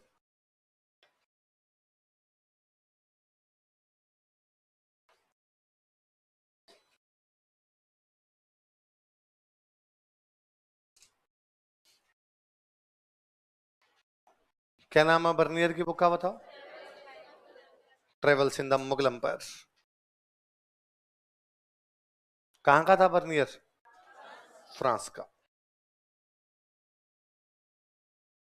अकबर ने कौन से किले पे कब्जा कर लिया? चित्तौड़। उदय सिंह पहले कौन सी पहाड़ियों में चला गया था? तो उदय सिंह ने वहां गिरवा में अपनी राजधानी बना रखी है, गोगुंदा। कहां बना रखी है? और वापस ट्राई कर रहे हैं कि अपने को चित्तौड़ वापस लेना है, सेना वेना वापस इकट्ठी कर रहे हैं अपने। इतने में 28 फरवरी 1572 को, कब की बात है? होली का त्यौहार था। किसका त्यौहार था? उदय सिंह की डेथ हो जाती है गोगुंदा में। तो उदय सिंह की डेथ कब हुई? 28 फरवरी 1572। कौन से त्यौहार के दिन? कहां पे भी? तो अंतिम संस्कार कहां हुआ? गोगुंदा। तो छतरी भी कहां बनी हुई है? गोगुंदा। गोगुंदा कहां पर है? लिखो। 28 फरवरी 1572 ईस्वी को, ऑन 28 फरवरी 1572 एडी, 28 फरवरी 1572 ईस्वी को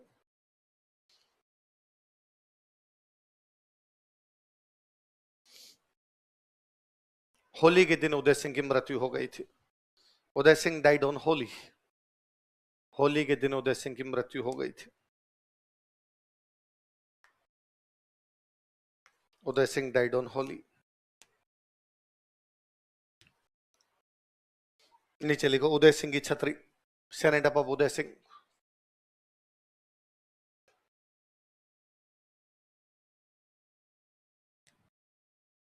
उदय सिंह की छतरी बराबर गोगुंदा। कहां थी उदय सिंह की छतरी? गोगुंदा। गोगुंदा कहां पे?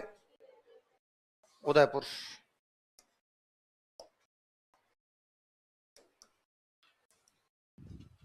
कौन व्यक्ति है जो जयमल को अपने कंधों पर बिठा के लड़ता है? कौन लड़ता है? तो उस दिन यूं लग रहा था कि नीचे से दो हाथ तो चल रहे हैं कल्ला के, ऊपर से दो हाथ किसके चल रहे थे? जयमल के। तो कल्ला यूं लग रहा था इसे 4 हाथ का देवता है। कितने हाथों का देवता है? तो कल्ला का नाम क्या पड़ा? 4 हाथों का देवता। God with 4 hands. चतुर्भुज अवतार। कौन सा अवतार? भगवान विष्णु का। तो इनका एक नाम पड़ा शेषनाग का अवतार। किसका अवतार? किसको कहा जाता है शेषनाग का अवतार? कल्ला राठौड़ को क्या क्या कहते हैं? दोनों बात बताओ देखे। शेषनाग का, और सांप बिच्छू खा जाते हैं तब इनकी पूजा करते हैं वहां पे। अब इनको गुजरात में खूब लोग मानते हैं। गुजरात में इनको बोलते हैं भाथी खत्री। क्या बोलते हैं? भाथी मतलब वीर, खत्री मतलब योद्धा। तो वीर योद्धा था। कहां पे कहा जाता है इनको भाथी खत्री? कहां पर? गुजरात।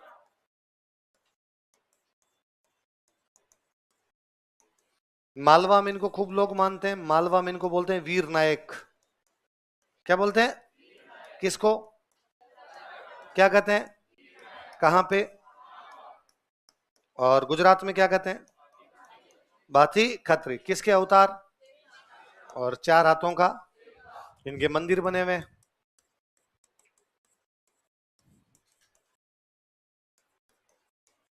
एक मंदिर तो बना हुआ है रनेला में। कहां पे? नया डिस्ट्रिक्ट बना अपना सलूम्बर। एक मंदिर बना हुआ है इनका सामलिया, वो है डूंगरपुर में। कहां पर है? अब बताओ दोबारा मुझे, कितने हाथों का देवता?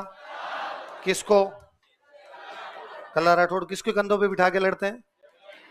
किसके अवतार माने जाते हैं? गुजरात में क्या कहते हैं? और मालवा में क्या कहते हैं? मंदिर कहाँ कहाँ है?